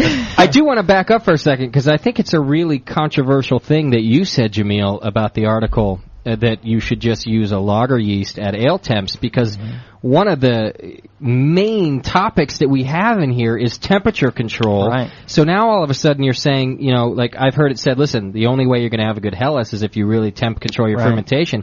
Now you're saying to make the best Helles, you need to ferment that thing cold. Now, but the argument is, all right, so you're trying to make something that tastes like a Helles, like your favorite beer. Yeah. Now, using a real clean ale yeast ends up with nothing and kind of an ale character, right? Versus making a lager, and you get some fruitiness, but you're going to get those lager characteristics, which is a bit of sulfur, and there's certain things that a lager yeast puts out, and that a lager beer has that you identify as a lager. Yeah. Even if you end up with some fruitiness, it's going to taste a lot more like a lager that way. I think it was an excellent insight, and I actually I would go with that, especially if you can get down into the lower 60s. I would give that a try. It would be a good experiment. I don't think that's a problem. Just trying to go with a clean, bland, California ale yeast. I love California ale yeast. Bland? It's one of my favorite favorite yeasts. Clean and bland, my favorite. I've offended the crew here. Somebody just recommended to use the San Francisco lager yeast, WLP 810, which would give it that's a lager yeast. That's fermented at ale temperatures. I hear that one's a little light in the low fruity. That one. Hey! Nothing wrong with Frisco. That's what they use for Anchor Steam beer. But it has too high an ester profile, and I think that's a big part of it. I would use something like the Eyinger yeast, or I'd use a German lager yeast, White Labs.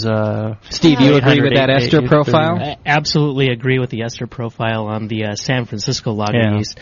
Maybe one of your listeners could do a quick Google search for us and tell us about the new high-pressure lager yeast that is out there. Okay. That ferments at 70 degrees, but under slightly higher pressures. You got to have about 2 psi on that, right? Yeah, exactly. So you need some sort of pressurized fermentation vessel that you can probably do it. Well, how the hell, as a homebrewer, do you have to do it with corny? For homebrewing, you could do it in a corny if you had a. You got Michael Jackson in the house. I can't figure you can't do that. What do you do? What happens is the partial pressure of CO2, when it increases, it suppresses the yeast, and they put out far less esters. Yeah, and that's how. So there's some breweries that they're using lager yeast under pressure, and allows them to ferment warm and get a lager out in the same time they could get an ale out, because they're doing it warm. Okay. And the pressure suppresses the output of the esters, and that's what they're doing.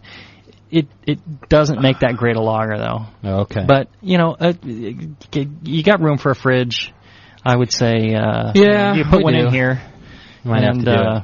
Well, one of the things I like about this, I know that Daniela's going for a Helles. What I like about the beer, though, is that it is a Helles, but it's got some of the fruit characteristics of Cal Ale. I think it's a different beer. I wouldn't call it a Helles. Daniela calls it a Helles. It's like a blonde. But that's why I like that. I think it's a good combination to take the noble hops of a Helles and brew a blonde ale with. I think, because I think it works out to be its own good beer just like that. Yeah, it's great. Now, that being said, of course, she's going for Helles, so you're right. She's going to have to lager. I'm going to buy a fridge next week. What hops did you use?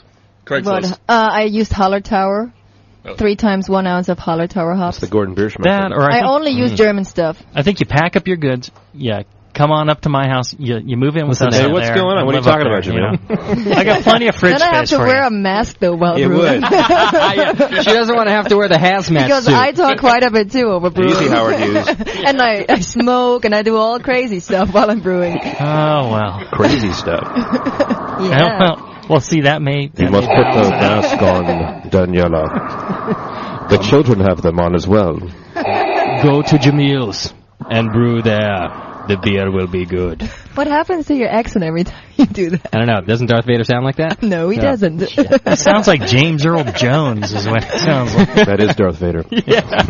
I'm stoked that you guys like my beer, though. Overall. I liked it. I mean, honestly, I sound like a 16-year-old girl right now, but I liked it. I thought it was really good. It's the Coors Light that's doing it. It goes really good with Hello Kitty cupcakes. Come on, it's a man beer I brewed. A man brew. All right, what's this new one that we're the new Belgium we're having here? Because I don't know how to say that one either. I'm so terrible at pronouncing things. It's the Meritsu. Meritsu. I can't see it, Steve. What is it? Yeah, this one's the Meritsu 8. The Jamil one. And they call it's also known as the 8 because it's 8% alcohol. And this one's good. It's a darker one. It's actually called, I think it just says dark ale or dark beer or something on it. What does it say under the 8 there? Brune. Dark Brune. And is there a darker one? A much maltier, less sour Belgian than the ones we've been describing in here so far. I like it, though. This is really one of my favorites here. It's nice. It's really nice. It's got a kind of nice, very nice, sweet kind of malt flavor to it. It almost seems bitter than the Brother David. It's, really? Certainly, doesn't... Definitely has less banana on it. Getting a lot of raisins. Yeah, raisins, you're right. Caramel from the candy sugar. The dried fruit category, dates, raisins. But not much in the aroma, but heavily in the flavors. More in the flavor than the aroma. Yeah, dark fruits, dark fig and caramel and raisins and... I like it. Yeah, this is a really good one, and I like I like the raisiny, good choice, and malty flavor too. Well, and you asked about the difference between a lot of Belgian beers and American versions of Belgian beers. I want to talk about that now. I would say, as a generality, right? The American versions tend to be sweeter.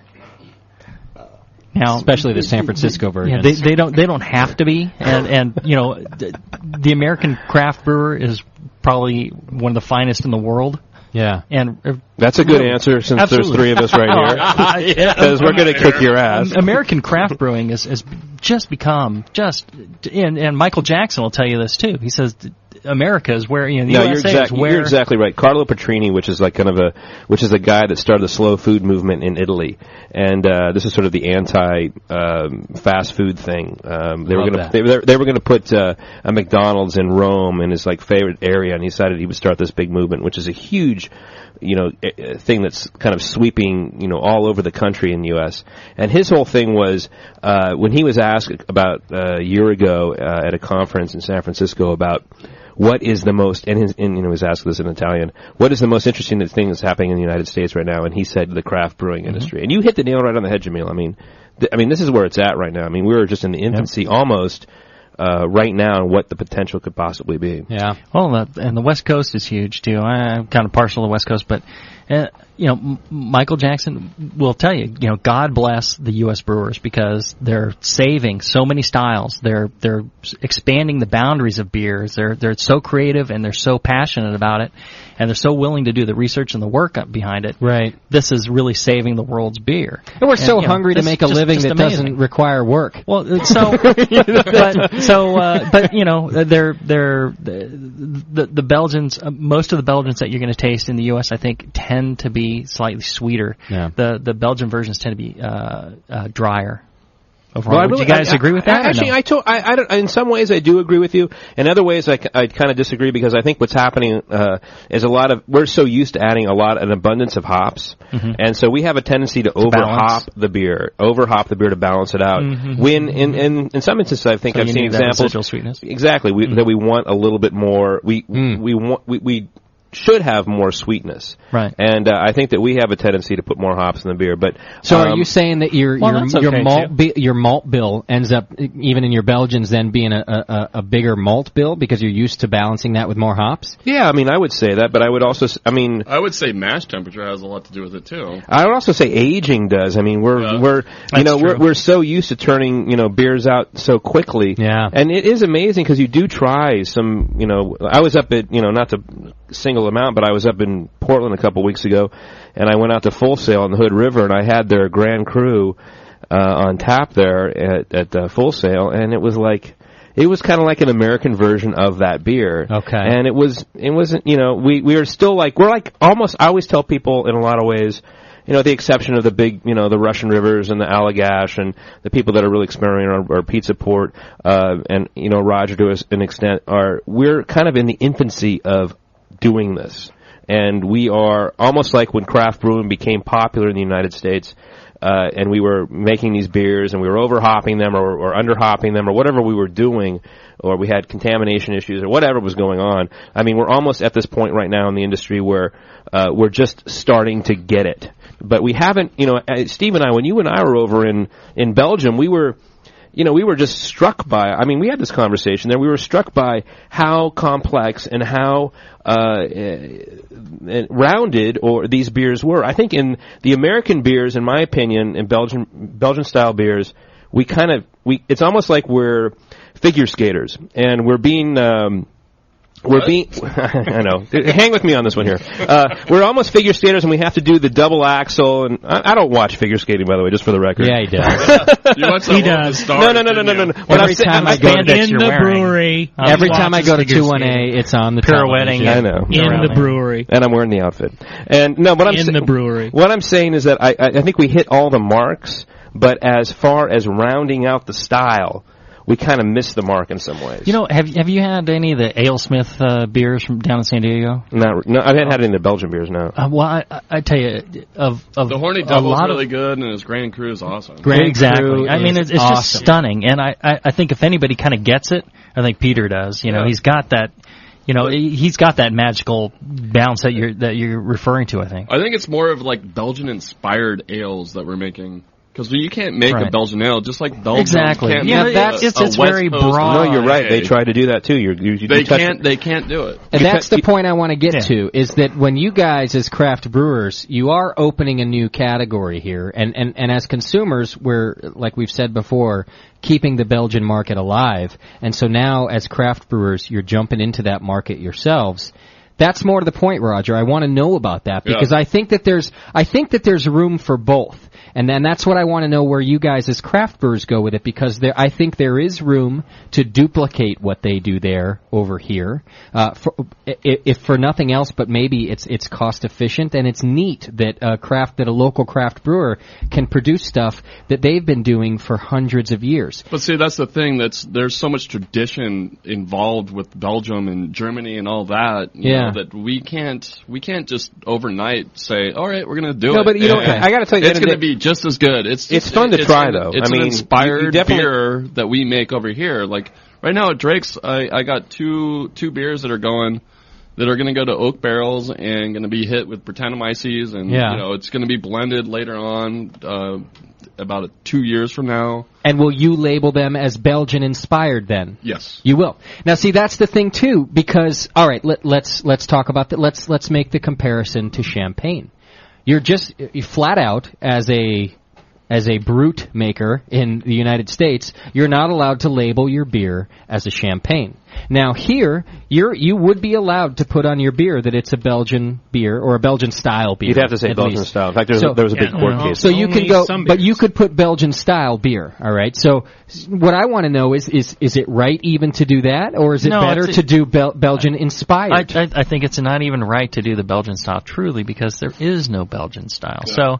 So people are copying certain very well-known Belgian beers. Yeah. But there is no style. I'm what a proponent I am of the style guidelines. Yeah. And how I live and die by those.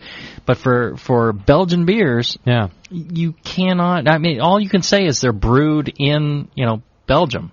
That's about it. Okay. Other than that, it's. Well, it's interesting because almost anything goes. You've been talking about how Belgian beers have kind of the style or the idea of those beers, those recipes coming over to us and brewing them over here at different, as far as if you're a home brewer or a craft brewer or something like that. But it's gone the other way as well. Right. My little story is that I was down at a Schoof down in the Ardennes Mountains, and they are producing a beer called their Dublin IPA, which is a double IPA. It's about 9% alcohol. And they used, which was kind of outlandish in a lot of ways for a Belgian brewer, they used two different styles of American hops. They used Tomahawk and they used Amarillo. And I had the opportunity to try it down there, and that's what it tasted like. Where the hell did that come from? Is that Daniela? No, that was Jamil's. Who was that? Everyone knows I don't. But it was you dumbass. It was not. Who was that? Was that you, Jamil? Did you take your mask off for a second? Justin can tell you, I never belch into the microphone. Whoever it was the manliest one we've gotten today. And cheers to you, my friend, whoever that was. Is that Sean, talking? That's why I think it was. Is there a puppet over there? I could actually burp and talk at the same time. I'm a tuba throat singer. Yeah. Sorry to break the flow there. You just on my goddamn story. I apologize. It was such a great. I'm out of here. He can't work like this. First, I didn't pick out all the green M&Ms, exactly, and then I interrupted his story. The Belgian beers tend to be highly carbonated as well. This story is that a lot of them. the Schoof is so popular, and the American importer was requesting a Belgian or an American style double IPA made by a Belgian brewer, and the Schoof had made this beer, and it is about 65 IBUs, and they have Amarillo and Tomahawk hops in there, but it still smells and tastes like an Schoof beer. It's still using the same yeast and all that. Same yeast. Same yeast for all the beers. What are the IBUs here in the United States, Sean? Say on the 21st Amendment Double Trouble. Well, that'd be we shoot for 100, but he doesn't. As maybe analyzed by a Schoof. Well, anyway, Steve, maybe you can answer that question. Okay, no, okay. Anyway, I mean, the beer has water. If I tell this story, it's going to take about 5 minutes, so I'll make it 3. Do that. So basically, what happened is I go down. This is actually a great story. I drove down in the snow through the Ardennes Mountains, got to a Schoof, met Chris, the owner, and we had been kind of communicating back and forth, and I hoofed a bunch of model airplane parts over there because he's really into that. You were hoofing what? Model airplane parts. Model glue? So we meet, and then he tells me next day they're going to have a degustation, which is a tasting of their Dublin IPA, and I'd be the first American brewer to ever try this. And I was like, oh my God. So and I'd also brought some of my own beers, and so the next day we show up, and we get a great tour of, the brewery, and I give them a bottle of my double IPA, and they run an analysis on it. They tell me what the gravity is, and they tell me what the actual hops are because we don't have an ability to sort of analyze hops. We don't have a photospectrometer in the brewery or anything like that. You don't?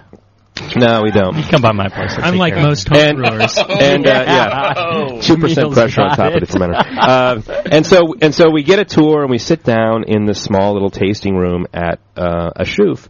And they take out this bottle, this Dublin IPA, and it's just being sent over to America. It'll be in the stores soon, actually. And I taste it, and it was actually kind of funny because it was like trying. John, be nice. It was like trying a homebrew in some. I mean, it was like trying, somebody, and they're all sitting around looking at me. The owner's there, and all the brewers are there. In fact, one guy, because the importer wanted to know, was taking pictures of me while I was drinking this beer. A little unnerving, but so I tried this beer, and I noticed that it wasn't as bitter and it wasn't as aromatic as our beer, as the Double Trouble IPA, the 21st Amendment. And then I kind of said, well, it's very nice, it's clean, it's bitter, it's got your sort of a shoof yeast aroma and all that's working for you, using sort of similar... You did all the niceties. I did all the niceties, and then I kind of hit him with well, it's not like, a beer that we'd have here, but then again, I was thinking about it at the time, it was like they're not trying to make a clone of it. I mean, they're just trying to make their version of it. And they dry hopped it with Amarillo hops. Actually, it's a great story because the brewer told me that he went to go put dry hops in it, and he did what sometimes happens in brewing is that the yeast, the hops came right back up at him. So kind of like the green geyser came right back up at him. But then I brought out my Double Trouble, and it was one of those weird experiences. I think I told this on the show when I called in when I was over there, but it kind of awed the room. It was really one of those weird experiences that I can never be able to forget this, and it was just a nice... Well, and they might have done the same thing to you now that, and I think this is kind of the point too, when you're saying, okay, it's not like what we would have done over there, and maybe that's not exactly what they were going for.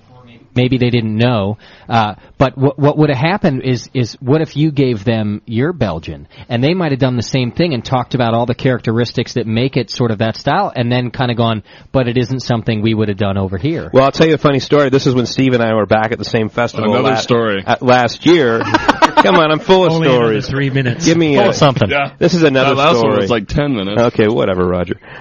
Drink your Meritsu and be quiet. It is good, Meritsu. It is awesome, actually. But Steve and I were back in Bruges, and we brought one of our triples over from last year that we brewed. This is the last year's festival, and Joris, who's a big great beer guy. He tasted it, and he was like, what is with you and Americans in coriander? Because we had added coriander. Because that's what we think we have to add. And he was like, anyway, so. He's like, coriander's for your salad, idiot. You idiot, you fool. And way too hoppy. And too hoppy, exactly. Kind of going back to what we were saying earlier.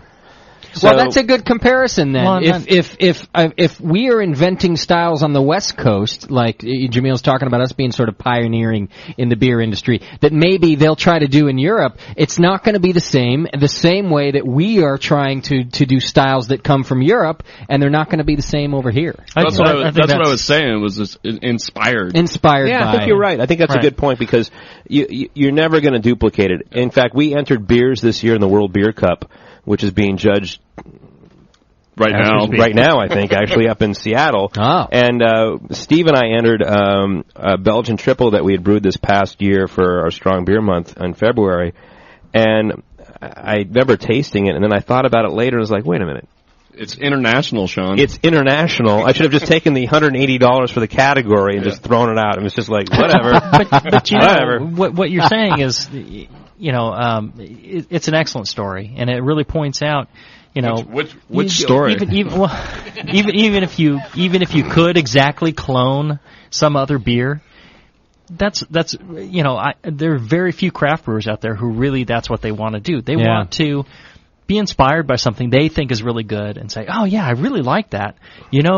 If it was a little bit this way, I'd like it that way better, and that's how. You're exactly. Enter Brian Hunt. Exactly. You know what? You're exactly right, and that's a great thing to make. I mean, it's like they can make that their version of a double IPA. I can make my version of a Belgian triple style beer. I mean, you're really right. It's like that's what it is, and if it turns people onto it, then what's the beef? Well, all I'm getting at is that you're putting on the bottle Belgian triple. Well, you're putting Belgian style triple, yeah. Yeah, but the IPA you're getting festival. into a whole. I know, and that's what I want to do. Okay. Because I think that that's important, and we don't have to have an answer here, but I think that it's important to talk about the fact that you're right. You're still going to brew because what else would you call it? Yeah. You got to in some way refer to Belgian triple because that's the example that you took from. But then what do you really call it? You have to put Belgian triple in there somewhere. And I really think I'm kind of aligned with Roger on this, as I would be aligned with the Champagne guys doing. Although they do totally different. They just say brute, but it's been a lot longer of an industry that they can say that and everyone knows what they're talking about. I like, and along with Jamil too, I like saying Belgian inspired because for one, there's like Jamil says there may not be a style, and 2, it's not a Belgian double. You know, I actually agree with that. I mean, you brought it up, Roger, but is that what you say on your bottles for your Belgian beers? You say Belgian inspired when do you bottle your any? We don't Belgian actually beers? bottle. Well, I mean, that might, you know. We do have a beer coming out next week that's going to be called Beer Especial. And that's what Belgian brewers call like a one-off. Okay. So it's a one-off for us, so we're calling it that, but it's a Belgian-inspired beer. It's not anything that, you know, hey, this is going to be a double, this is going to be a triple. It's, you know, actually, it's just it's a bunch of malt that we threw together, some hops and some water, and we used, Vinny was nice enough to get us some yeast, so we used his yeast and Brett fermented it out. It tastes fine, you know. Hey. Did you use Brett from Vinny? No Brett in there. Now, one thing, you know, so we have like an IPA festival. If you went there and all the IPAs were exactly the same, you couldn't have an IPA festival. You're absolutely right. The other point I want to make is now you start to hear, as you go through other places in the U.S., you start to hear West Coast style, you know, IPA or West Coast this, West Coast that, meaning, you know, intense the hops and a lot of hop aroma, a lot of hop flavor, highly bitter. Big. You know, and it's like saying Belgian, you know, now West Coast has come to mean something in the beer world. Well, it does in rap. Ain't no party like a West Coast party. So you know, it's a similar thing, and it's okay. But again, you know, it's interpretations, and the only reason you need to put a tag on it is just to give people a general idea of, you know, where you're coming from and where the inspiration came. And that I agree. I just wonder if that tag should be a Belgian inspired. I like that tag actually. I mean, I think we might be, you know, reinventing things, because normally you say Belgian beer or you say Belgian style beer. Belgian ale. But Belgian inspired it almost has a marketing flair. It really does. Wait. You guys can't use that. It's Roger. Oh, Roger. And now reel this back in. I've got my trademark attorney on the road right now. Yeah, he will refer back to the archives. Yes. I think you're right. I think it has a marketing aspect. I think it has a fairness aspect, and I think it has a truth aspect. I really think it's very rare that marketing and truth go in the same sentence deal. But in this case, maybe they do, because it really is just a Belgian inspired thing. I totally agree. That's why That's why you're a genius. That's why Roger coined the term. Yeah. Daniela? Well, this discussion that you guys are pushing here about inspiration and where does it come from and what shall we do with the styles, it's really a very lively discussion here in the chat room as well. And one of our listeners, Offensive CJ, is saying that the problem is when you try to recreate a style, then everyone will judge your beer compared to their favorite Belgian beer, and that falls into that style instead of judging the beer for what it is. Yeah. So if you put labels on something and then you say what the beer is supposed to taste like, because we have ideas. But why don't we say then, for example, and this is one other listener saying, we say Maibock and we do not say German style Maibock. So why do we put the label just on the Belgian beers? Yeah. And I'm sure really it creates something in your brain. Mm-hmm. You will definitely start thinking of a Belgian beer and then judge the beer differently. But that's okay. You need a reference point for everything in your life. That's a human being's work. We group so we don't go insane. But instead of looking at every tree individually, every tree is different. The leaves are different. The patterns of the colors are different. But we call them all trees. Yeah. And why do we do that? Because if we didn't, we'd go insane. So it's the same thing. It's just grouping. No, it gives you a actually, starting point. Maibock is actually already defined style of beer. And Belgian beers, they run the what is it, gamut? The gamut, yeah. Gauntlet. They run the gamut. So you're saying you have to group beers in order to make them comparable to each other? Well, it's like Jamil standing at the line of urinals. He's looking for a little comparison. You know what I'm saying? He's wondering if he's in the same ballpark as everybody else. I don't know. I'm just wondering. Why am I reaching the bottom? But do you expect something highly hoppy? Do you expect something, sweet? Do you expect something? I agree with Jamil. I think that you really do need kind of reference point. Otherwise, on all the bottles and all the beer menu boards of every brew pub in the nation, you'd say beer. Yeah, you would just say exactly. All right, Conan. Malted beverage product. Let me tell you what you're talking about. Give me number one. Give me number two. Exactly, Yeah, would you're just right. be that. And you guys are right. And you but do why need not a call point it of triple? Why not call it good? Sure. I'll tell you why you don't. I tell you why you don't call it that in some ways, because the American public is in its infancy, the tasting public in terms of beer is in its infancy in terms of what those styles are. But I think so they need a reference point. Absolutely. It goes back to what you were saying. I think people know what Maibach is because they know that Maibach is a German beer. It's been prevalent. It's been around a lot longer, and I think that we're just starting to get it. I'm going to say that the only thing wrong with this discussion is that we forgot to invite Brian Hunt. And I mean that seriously. Yes. He would really have a great perspective in this whole discussion that we're having. Yeah, but he still calls his his Death and Taxes a dark lager. I mean, he's still using he's still using a color term, and he's using he will not call it a Schwartz beer. Right. I think he calls it dark beer. But he is still using a reference. Exactly. So, I mean, I don't see anything wrong with that. I mean, you got to know what you're drinking. I mean, is it water or is are you drinking something else? I mean, Exactly. Yeah. I was actually at the World Beer Cup dinner in San Diego 2 years ago, and Michael Jackson had given this speech, and he said brewing in America right now is probably the best thing. That we all in the audience had the best jobs because we don't have guidelines. If you go to Germany, you have to gravity and you have all these. All right, who was that? That was me. Yeah, no, that's. But if you go to all these other places, it's like we're doing every different style. We're doing Belgian-inspired ales. We're doing German-inspired ales. We're doing what else is there? English. Anything. We're doing it all. We're taking all of it and making it our own. And we're making our own, and that's like the best thing that has ever happened to me because I don't want to be like, I'm at 14 Plato. Oh, screw this beer up. Yeah, me neither. I guess the question that results out of that, Roger, is where is your own style then? What this country has created in terms of beer? Well, I think the hoppy side, but Well, I mean, if you look at like the tradition of brewing in America, a lot of it stems from the Germans because they brought that tradition over. That's right. And the English brought those over.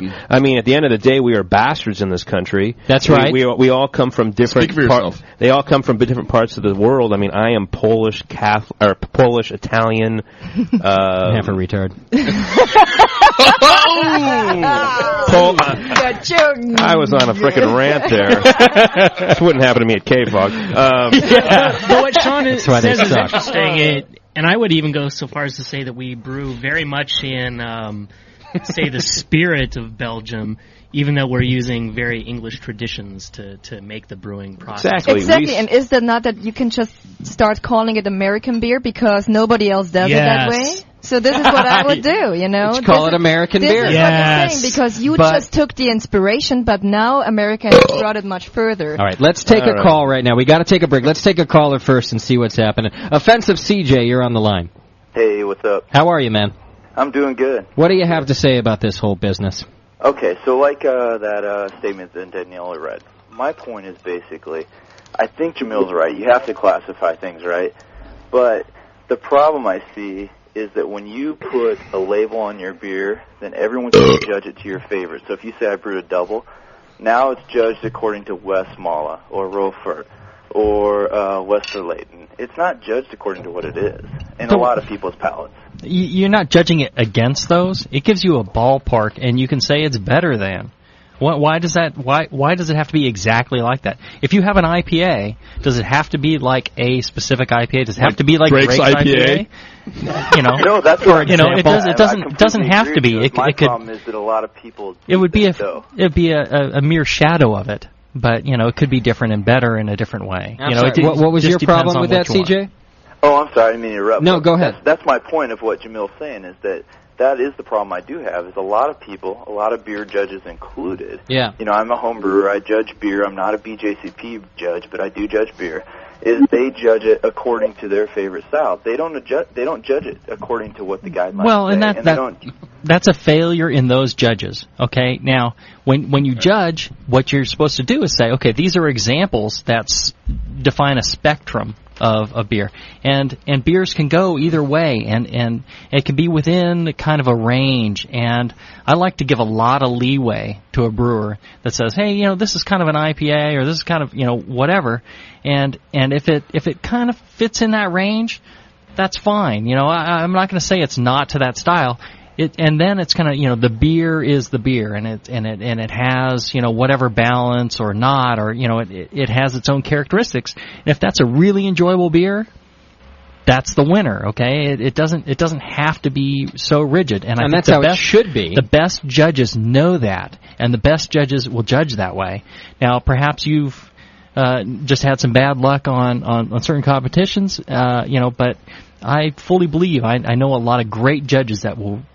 They have that understanding of the style, not individual beers. Right. You have to remember too, like when you judge I don't judge that many homebrew competitions. I just judge the World the World Beer Cup for the Bay Area Masters, and there was 3 of us sitting around the table there judging IPAs, and we all have a different maybe interpretation of what an IPA is to a certain extent. Yeah. We have an idea what it is. We don't know that it's that it's maybe Drake's IPA, but we know at the end of the day that we know it's within that realm of IPAs. Calling it homebrew? And I'm not calling it homebrew. And you have your favorites. Yeah, we have our favorites, but at the end of the day, it's like, that's the area, and that's what Jamil's talking about exactly, is that you have an idea of what this beer is supposed to taste like, and it may not be like this, it may not be, the Meritsu, but it may be something around that area. And you can say, ooh, that's really good, I like that, it's better than... I don't sit around and compare beer. I'm not sitting around, this tastes like, I'm judging a homebrew competition, that that it tastes like, Vinny's, Pliny or something like that. I mean, I'm not doing that. And you shouldn't. You're talking about competitions. Competitions are guidelines.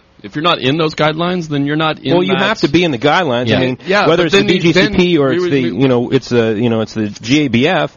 At the end of the day, it's like it's about. I'm sorry, I'm stepping on you, but no, dude, that's cool. I think I kind of got off my point by mentioning even the whole thing of judging, and it's kind of a sub into my point. My point is basically that I really do like this whole thing that Justin just kind of talked about with the inspired, because I don't think an American brewer should try to recreate a beer exactly. You should put your own spin on it. It should be your product. And I think the American craft brewer does not. I think they always take some. Inspiration is the thing, and I think they couldn't help it. They tend to be such creative people, and it's an art. Brewing is an art. It's not it's a science and it's an art.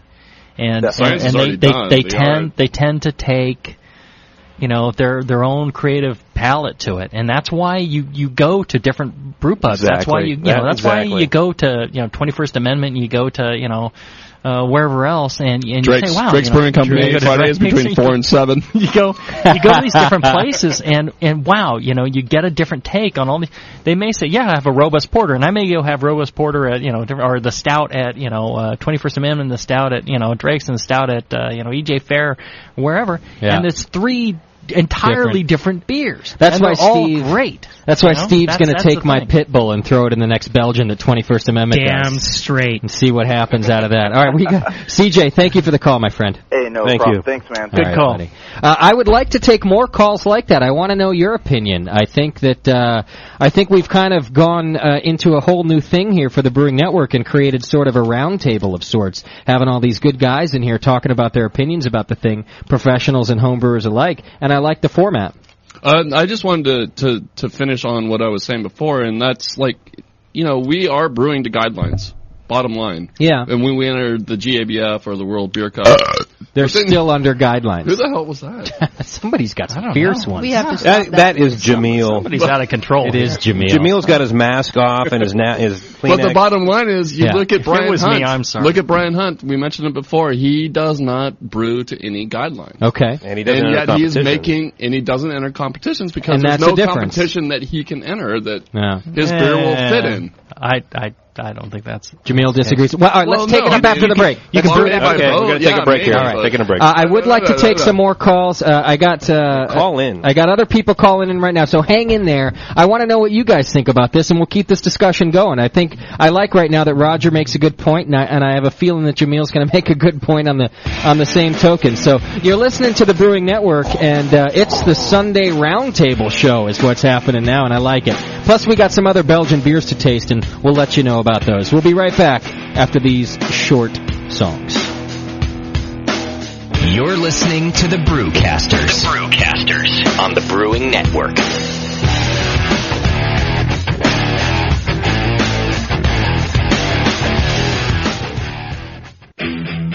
You're listening to 3 guys Excuse me, what about me? Yeah, sorry. You're listening to 3 guys and 1 girl use a radio show as an excuse to drink more beer. The Brewcasters on the Brewing Network.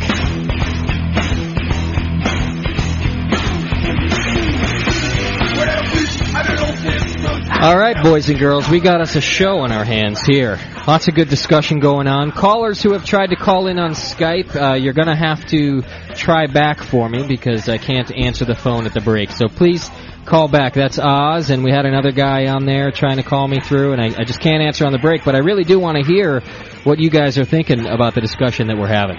And you can also call the regular landline at 888-401-BEER. Please feel free to call that and give us your impressions about what we're talking about here. And the main thing that we've come to discuss is that should we call these American beers we're doing the beers that they're inspired from, or should we just say that they're inspired by and that whole deal? Now, just before we took the break, Roger and Jameel started to talk about whether or not Brian Hunt actually brews to a style, and Roger's take was certainly that he does not, go for a style, and that's why he doesn't enter competitions, among other reasons, I'm sure. Well, and that the competitions wouldn't he couldn't enter because he couldn't fit in the competitions. But I'll tell you, the BJCP style guides and also by extension the JABF guides, especially the BJCP ones, are a work of genius and just very, very clever, and they will include every beer. If you brew a beer, it fits in there. It fits in there somewhere, and it's not necessarily the individual, very more specific categories, but they have other categories that are quite broad, that do include and will accept other beers. And a category where you can say, well, this is a beer, and this is kind of what I was going for.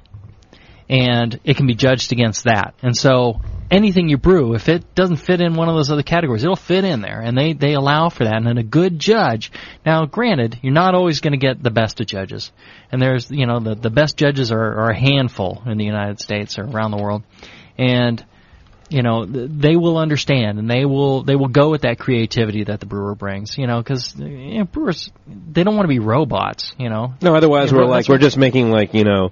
XYZ beer, and it's like, right. It has to add this and this and this and this, and this is what you have to end up with. I mean, there's definitely kind of an area, a broad spectrum is what you're saying, is that within each style category there's a range. Mm-hmm. Sounds to me like there's actually a challenge being posed here to make a style that's not on those certification guidelines. Absolutely. Give it a try, because, especially with the 2004 guidelines, it says, all right, just enter a beer and just tell us what you were thinking. You can't really do that with the GABF. I mean, they have a category with beer with yeast. Yeah, exactly. And they have one that's cellared beer. Yeah, right. So there's always something. And there like almost 90 categories? And the idea behind it is, let's include everything. If you're excluding something, you screwed up on however you're setting up your guidelines, because you should be able to ferment whatever and be able to enter it and have it judged on its own merits. So I think Roger, that's where do you big think thing. the Jolly Roger barrel-aged beer would fall? Wood age. What was the question? Hey, I think really what you need to do is give me samples of your beer. I will determine what category they best enter. That's the Jameel. Be honest with you, that beer went into the Brandy Barrel as a Scotch ale, and coming out a year and a half later, I think came out as almost like an Ode Braun. Oz, you're on the air with us. Can you hear? Oz. Yeah, something's wrong with your connection there, Oz. Although it could be mine too. Try us back, Oz, and we also got some other people trying to call in. Geoff, I think maybe also from Australia. Call us back. Something was wrong with your Skype there, and I wasn't hearing you, or you weren't hearing me. We do want to take your calls, 888-401-BEER. Caller, you're on the air. Hello, sir. Hello. Oh, hey, that's me. I'm sorry, it didn't sound like it came through. Oh, that's okay. I gotcha. How are you, my friend? Justin. How are you? Good. Who are we talking to? This is Carlo. Hey, Carlo. Hey, how are you? Doing real well. What do you got to say about this? Well, it kind of goes back to that whole style. I guess it was, about a month ago I gave you one of my beers to drink. It was a triple that I spiked with Brett. And you said put the recipe up on the forum. Yeah, because I think it was really good, wasn't it? Oh, Jesus. I don't know. I like it. Yeah, I think it was a good one.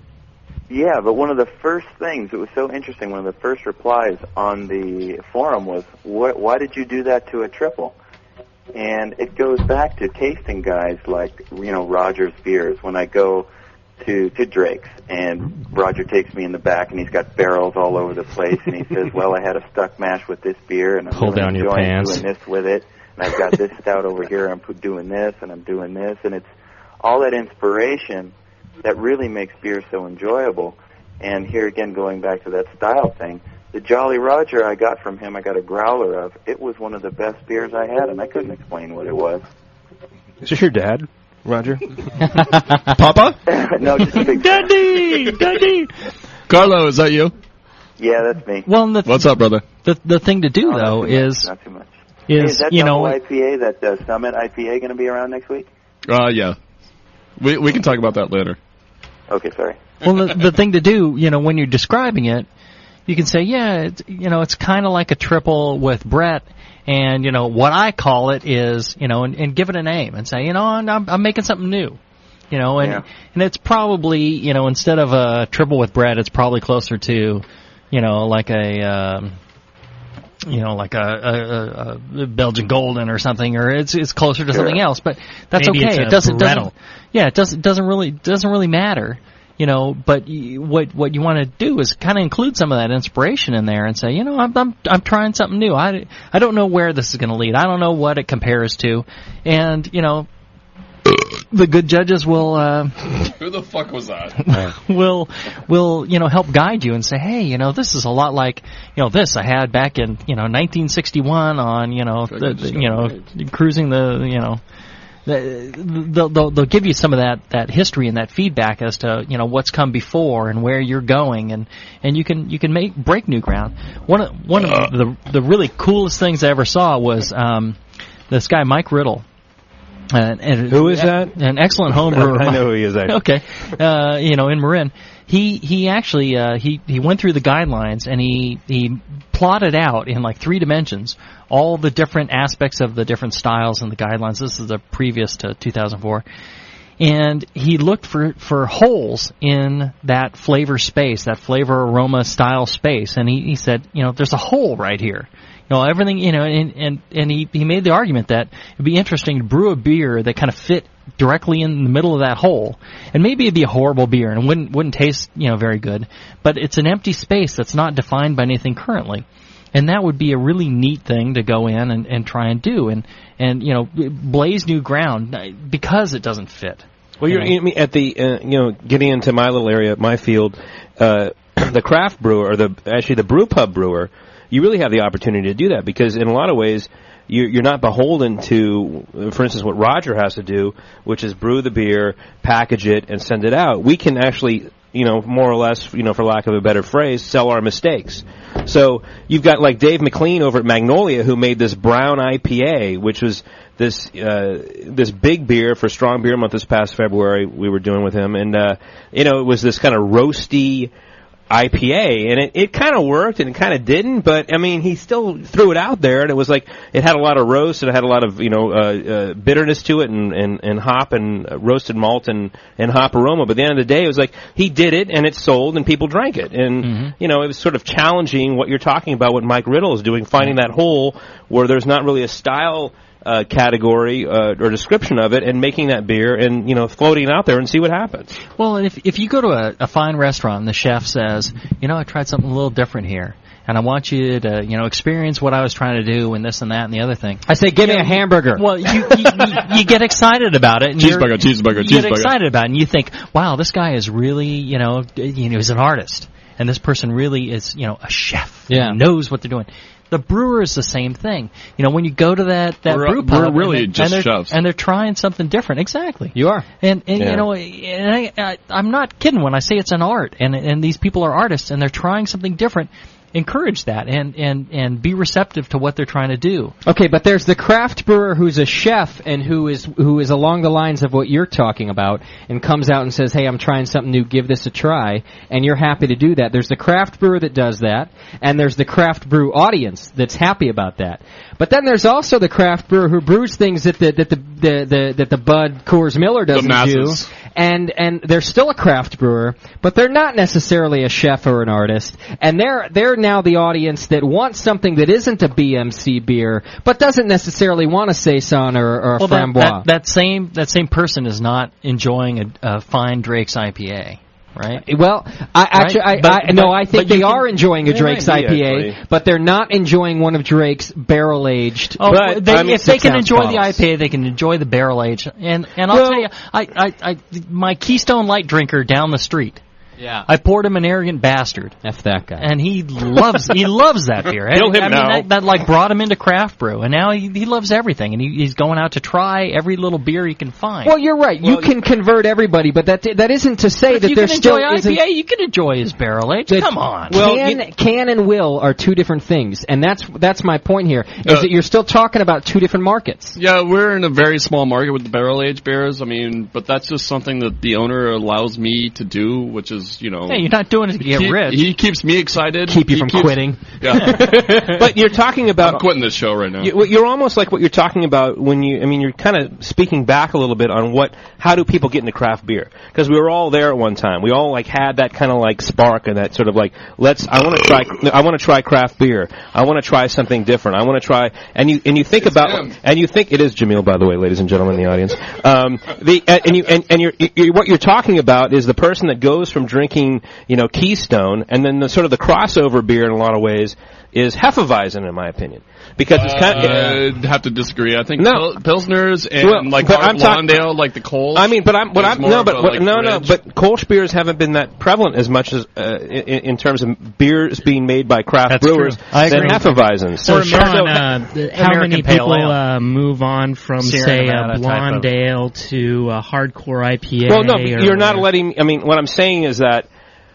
You've got your beer, your mass beer, the Keystone Light drinker, and then what they're doing is they're trying. Their friend is like, try the Hefeweizen because it looks different. But yet, I'm talking about American style Hefeweizen. I'm talking a beer that's fairly clean, that looks cloudy. You're talking about Pyramid and Widmer. I'm talking about it looks cloudy. We serve it with a slice of lemon. Exactly. It looks different. I disagree because I don't think Joe consumer wants something clear looking.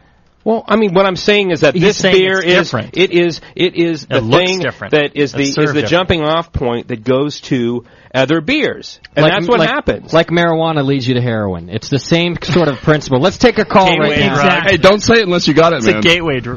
I do have a call. Oz, are you there? Gateway beer is the blonde one. There you go. Hey, brother, how are you, my friend? Good, mate. There is nothing better than a good argument. And Skype was down for a minute, so if you were trying to Skype me, as soon as I'm off with Oz here, give it another go, because it appears to be working. What do you have to say, my friend? I want to talk about competition judges, not just BJCP judges, but all in general competition judges. You get a good judge, he's going to judge a beer on the way it should be judged. You get some dickhead who's just been pulled in who might drink a beer and enjoy the beer or whatever. He's going to taste a Dunkelweizen or something like that. Never drunk the style before, but he's been sort of put into that position. He's not going to be able to judge that properly because he doesn't know the style, he doesn't know the beer, and he doesn't know what it should taste like.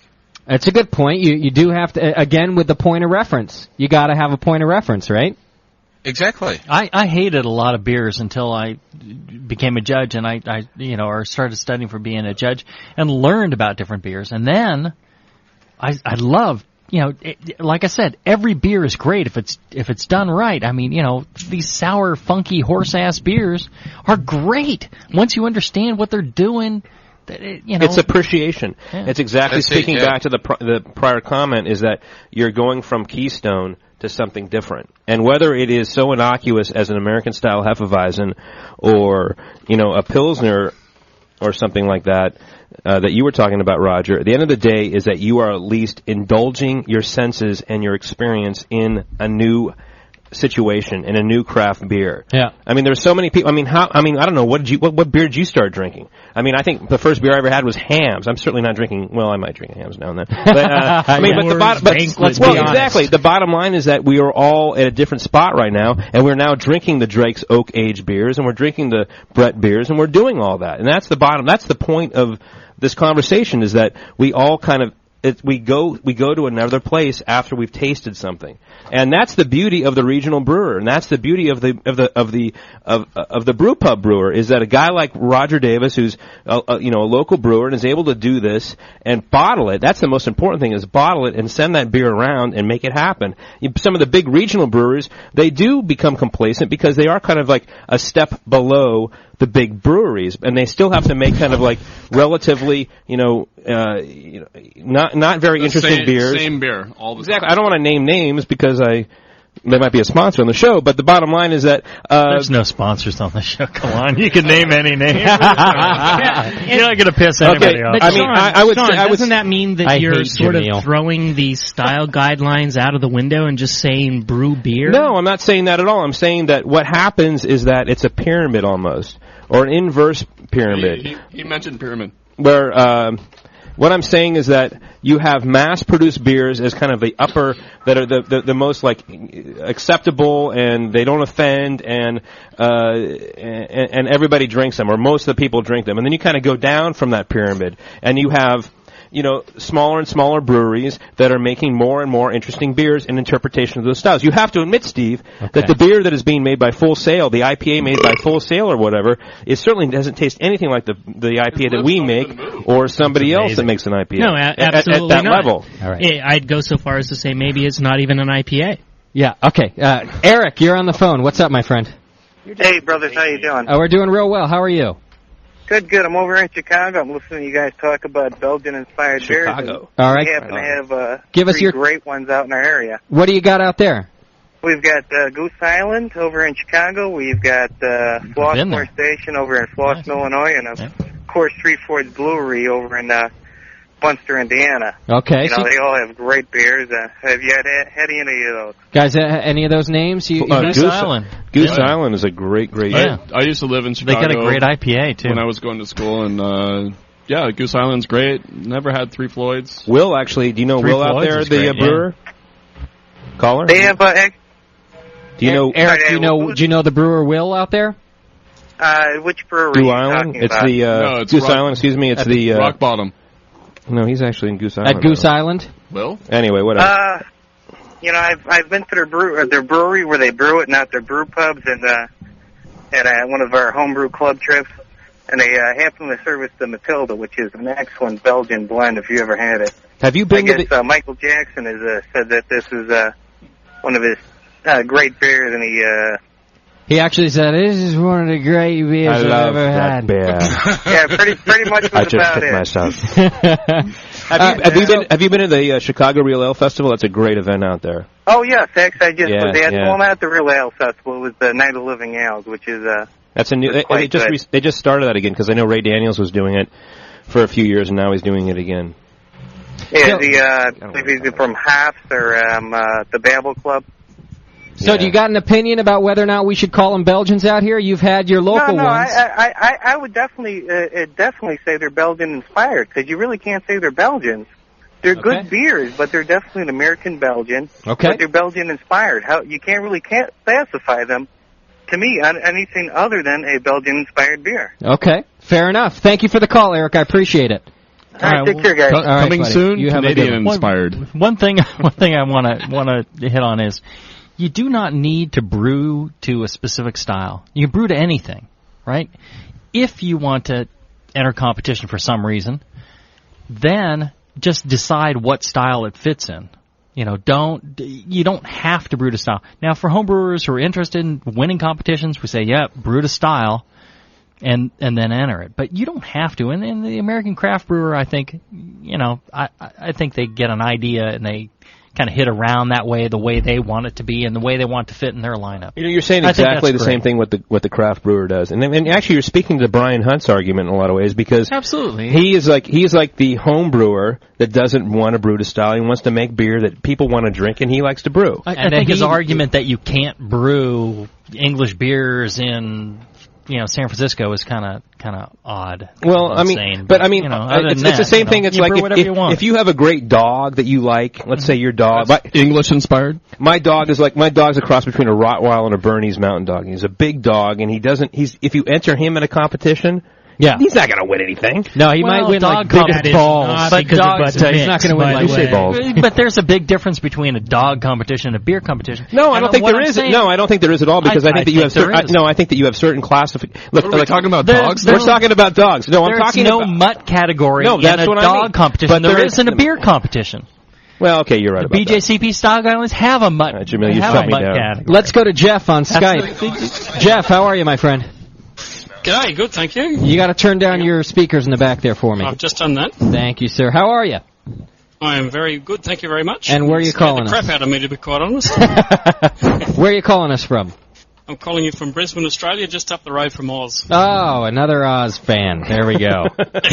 Going through a tunnel. What's your opinion on all this business, Jeff? Well, I'm about 2 minutes behind the conversation, but in my opinion, brewing is an art, as I've been saying in the chat room, and art follows style as much as as a lot of the artists would like to do to deny that. Yeah. Style is really, I guess, the inspiration for what they do, and the great thing about what's happening in America at the moment is that they are pushing those boundaries, which is what a good artist does when he pushes the boundary of a style. So to me, the style is the inspiration for a beer. Right. Now, Jeff makes an excellent point here because even in art, you as Jamila said, we need to classify things and we need to know where it's coming from. So when you're looking at art, you're still looking at art in the Baroque style, you're looking at modern art, you're looking at classical art, you're looking at Renaissance art, and it's still all of these sort of styles that we put it in, and within each style, people have pushed the limits. On the other hand, Jeff, some people created those styles. At some point or another, a style had to be created and then be called later on Renaissance art. That's a follow-on to something that already existed. You grew up with what was going on around you in art, in painting, and in beer or whatever. You grew up with what was around you, and you learned how to do it. Yeah. A chef learns how to cook all those different meals, and a brewer learns how to brew all those different beers and how to use the palette that's available to them and the colors available, and then strikes out on their own and says, "Oh, I can, this is what drives me." And until you understand exactly, yes. Absolutely, Jeff. Yeah. Okay, well that's fair to say. You do have to have some sort of a training background. Well, Roger. Bottom line, there wouldn't be a double IPA if Vinny wasn't around. And if there wasn't an IPA, but there wouldn't be a double IPA if there wasn't an IPA. And that's it. Yeah, that's right. I guess I get what you're saying now. Yeah, there wouldn't be a double if there wasn't a single. But yes, it's only when you master and you truly understand what you are doing that you can move forward. Absolutely. Yeah. Yes. It takes an artist to make that happen. It's a great point. So it's style-inspired beers. Exactly. So they're still we're back to the inspired by. Actually, you know what? I have to tell you that I'm going to take from this discussion.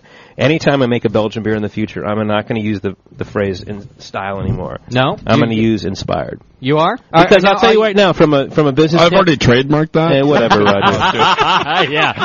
You are nothing to me. He went online during the discussion and actually believe me, it's already been trademarked.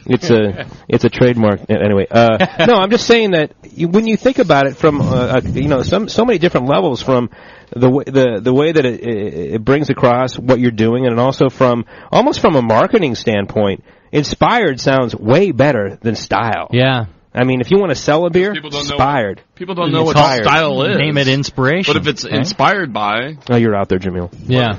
Danielle made a good point, too. Should we start calling our Maibach German-inspired? Absolutely not. Exactly. The Germans have lost out on this one. Is the ESB going to become a British-styled or British-inspired ESB? That's going to be Portrayal-inspired. What's that?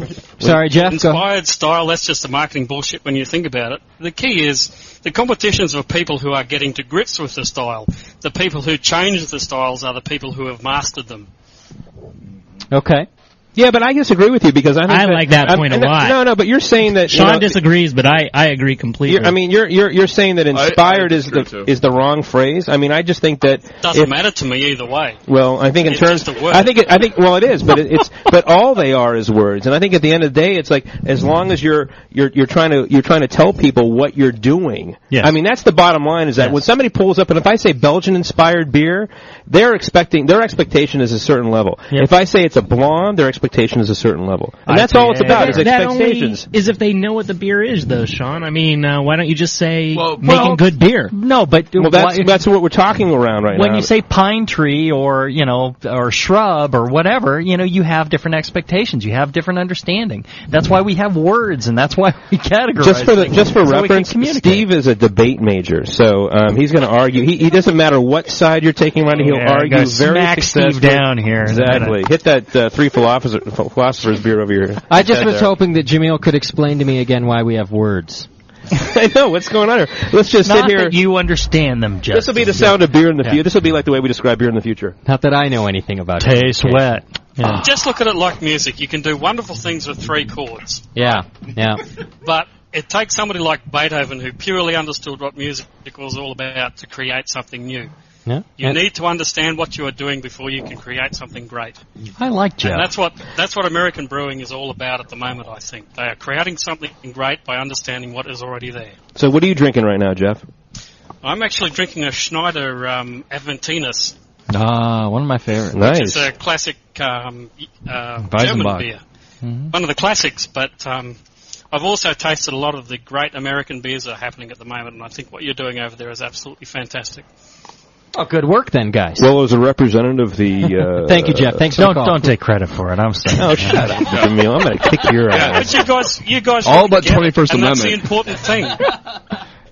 Thank you. You guys get it. You make some excellent points, Jeff.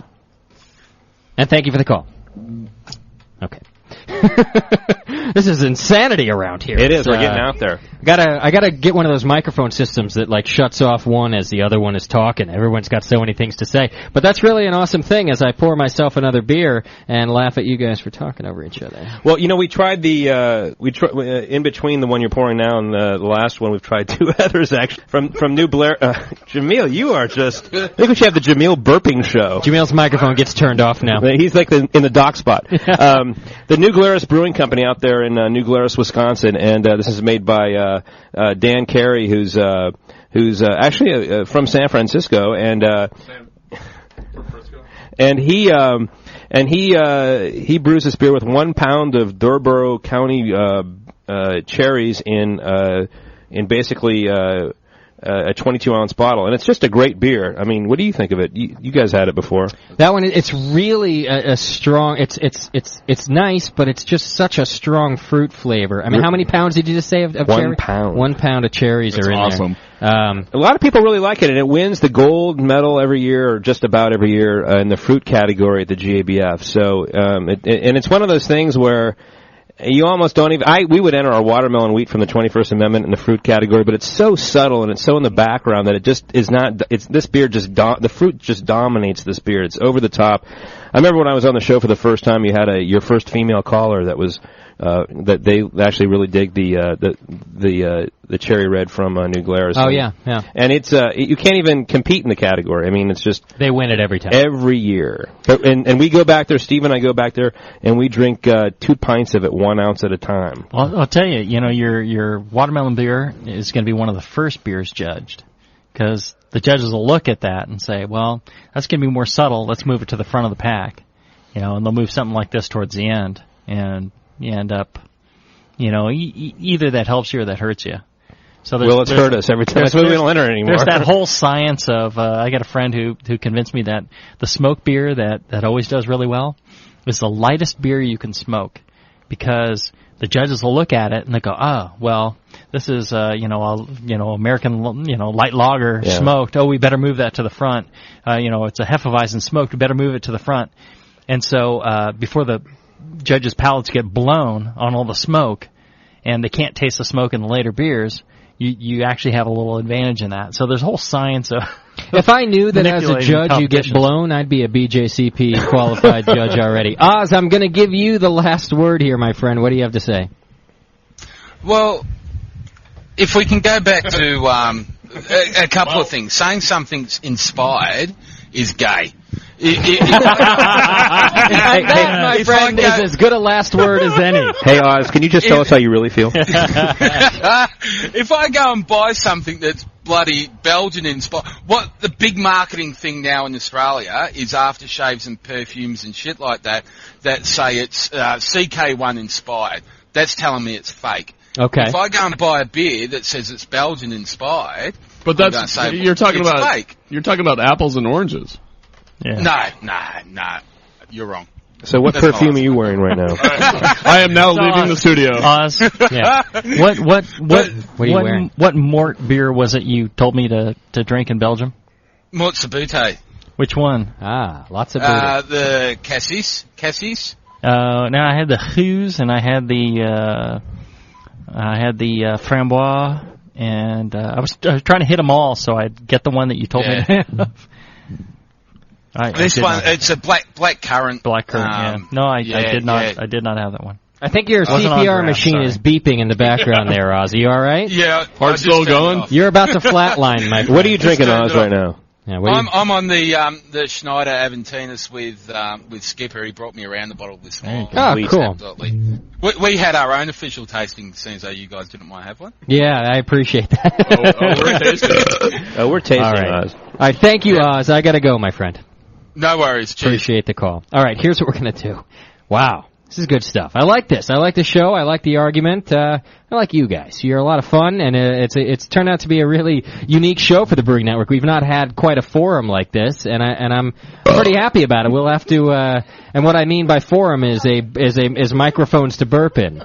Of course. Here's what we're going to do. We're going to take a quick break, and when we come back, we're just going to have a little bit of fun and then get the hell out of here. We're going to do Stump the Brewer. You got 4 people to stump in here, guys, so you're going to have to tie it on, because we got 4 pretty strong brewers, pretty strong brewing minds in the room, and you're going to have to do some good stuff to stump them, I think. Well, we at least got 4 people that make beer. So there you go, Justin. Thank you very much for calling it true. Bastard. So a little bit of fun when we come back. It's the Brewing Network, turned into the Brewing Network Roundtable, and I like it. It's good stuff, everybody. We'll be right back. Thanks.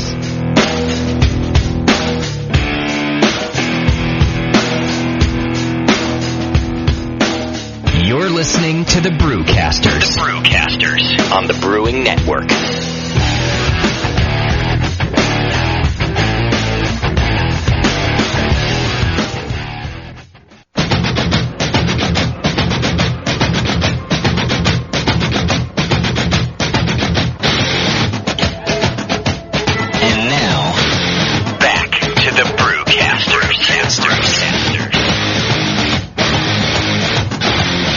Yeah, good angry song for all the argument. Freak it out. You want to hear how philosophical some of our listeners can be? Of course. Very nice thing what he said. This is from Skipper, and I think it's a good closer of this whole argument. He's drunk. Brewing is an art, and no matter how much artists try to deny it, art is defined and inspired by styles. The true artist who defines new styles has a deep understanding of the existing styles before he breaks them. Well, there you Cheers go. to that. Actually, I would agree with that. Yeah, me too. Oh, but So. yay. You're just too dumb to get Not it. me. Oh. Justin, get over here. Let me give you a hug. I'm going to disagree with that Is it statement. Friday Hug Day already? It's already Hug Day. Come on. Come here. It's Huggy Friday. All right, let's go back to business now, you fags. Hang on, I'm drinking a Belgian. You didn't include me in that. I'm Of drinking course not, this. Jamil. Talking to these guys. What's that called right there, This Sean? one here? Yes, sir. It's the Delirium Tremens. It's a good big beer. That's a really good one, but it tastes light. It's one of the lighter flavors that we got. 8.5% alcohol. It's one of Steve's favorites. Armpit beer? I didn't. Which one's the armpit beer? Oh, that one. What's that one called? I didn't have the Scaldus. What's that? What's it called? Scaldus. It tastes like armpit. It's kind of got an armpity thing. In a good way or a not so good way? In a pretty good way. It's almost spicy, peppery. Here, why don't you pour some? Just save me a little taste because I'm still finishing the other one. All right, Stump the Brewer, and then we're going to get out of here. It's a late show, and Daniela's got Sopranos to get to, so we gotta get this over with. And all right, let's go with the first one. Oh, stop this burping. Where's Roger? Roger is he's falling down the toilet. He's doing the long pee. So this first one is for 3 brewers. Okay. There is one type of sugar that can be digested by either lager or ale yeast, but not the other. Which type of yeast and what sugar? What? Malto Trios? Malto Trios by lager yeast. Yeah.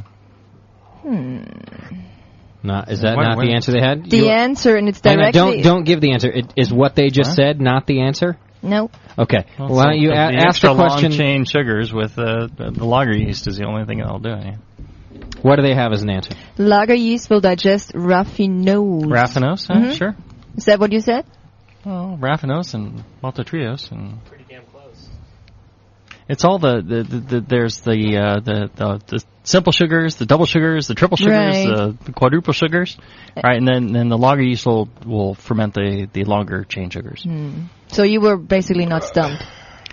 I don't think so. I don't think we're stumped at all there. All right, not stumped. I think we're a little liquored up, but I don't think we're stumped. I think that Corona tastes like water and corn. I've soiled myself. It's not very good. Next question from Bentwood Blue. When meshing, wrong. What temperature activates? False. Hey, sorry. You be quiet now. Oh, Daniela. She's got the German thing going on there. Putting the smack down. She's really pissed for someone that took my money last week. Well, it's because the Sopranos are on in about an hour. That's right. And she's hot, along. too, you know. Go ahead, Danielle. Easy, Jamil. When mashing, what temperature activates the beta-glucanase? Beta-glucanase? A, 104 degrees Fahrenheit, or B, 40 degrees Celsius, he writes there. Wait, 104? You went Fahrenheit to, it's like 140. You're talking about beta-glucanase enzyme? No, and that's too high for beta-glucanase. So 104 degrees Fahrenheit or 40 degrees You're talking about a protein lower. rest, so it's a lot lower. It's like around 140, actually. No. 140, 143. No, protein stop at 131. It's at 40. So yeah, it's like 104. Yeah, it's low. Yeah. 104? That's low. Beta-glucan, right? Not stumped. No. we don't know the exact answer, but I'm going 140, 145. For glucan. I'm going 40 degrees centigrade. Can you glucans, the gummy. Can I have the question again, please? Guys, you don't even get the question. I gave you 2 options and you come out through give me different numbers. The question is 104 degrees Fahrenheit or 40 degrees Celsius. 40 degrees Celsius. Just play some. All right. What was the question? That's like the same thing, though. When mashing, what temperature 104 activates Fahrenheit the and 40 beta-glucanase? degrees Celsius, about the same thing. Jamil is not stumped. Trick question. It was a trick question. Was that guy? I can't even utilize that range in my match done. But it's what's with the hillbilly music there? This is what the discussion sounds like. The gums of I know, it really does sound. This sounds like we all sound like we're all like we're channeling Doc right now because we're like freak it out. Freak it out. You got another one, Daniela? Yes, I do. If you guys would shut up, I could ask it. I'll shut them up. Go ahead. Their microphones are all off. Thank you. You go right ahead. Hello. Why do the bubbles in a stout go down in the glass? Oh, I see empty faces. No. No, that's a misnomer. They actually no, they don't. Are you talking about you're talking about beers? You're talking about nitrogenized beers, and specifically, you're probably speaking about Guinness.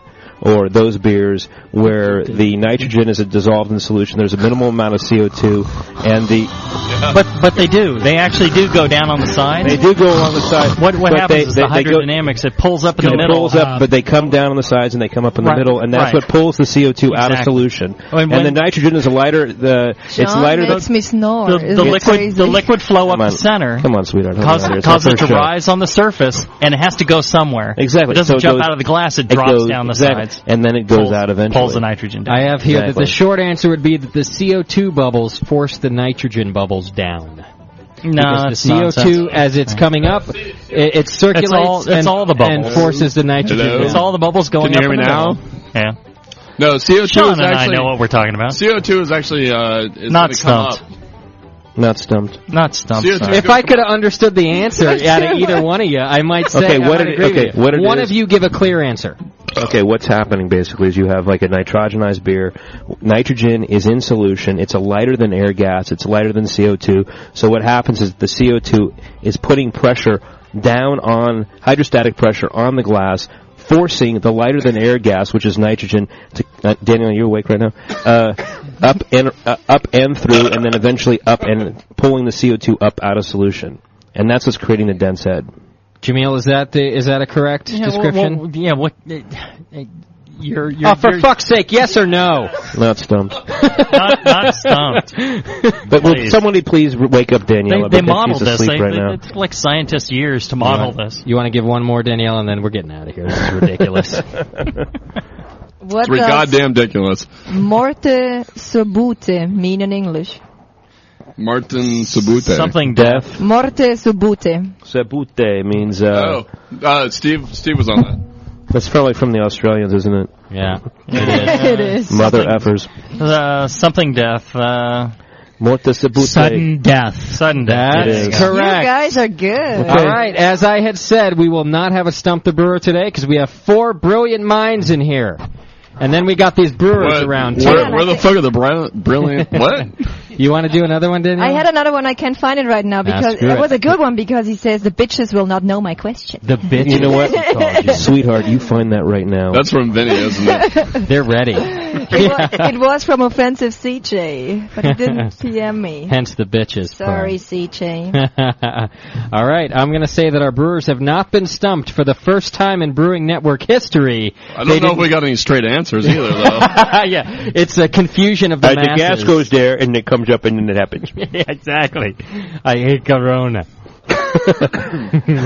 All right, Conan. I want to thank everybody for coming in the studio today. You guys have been awesome. Of course, we've had Sean O'Sullivan and his assistant brewer Steve hanging out with us. Roger from Drake's, always a pleasure. Jameel, always pain in the ass to have you around, but you got a lot of good stuff to say, so we do it anyway.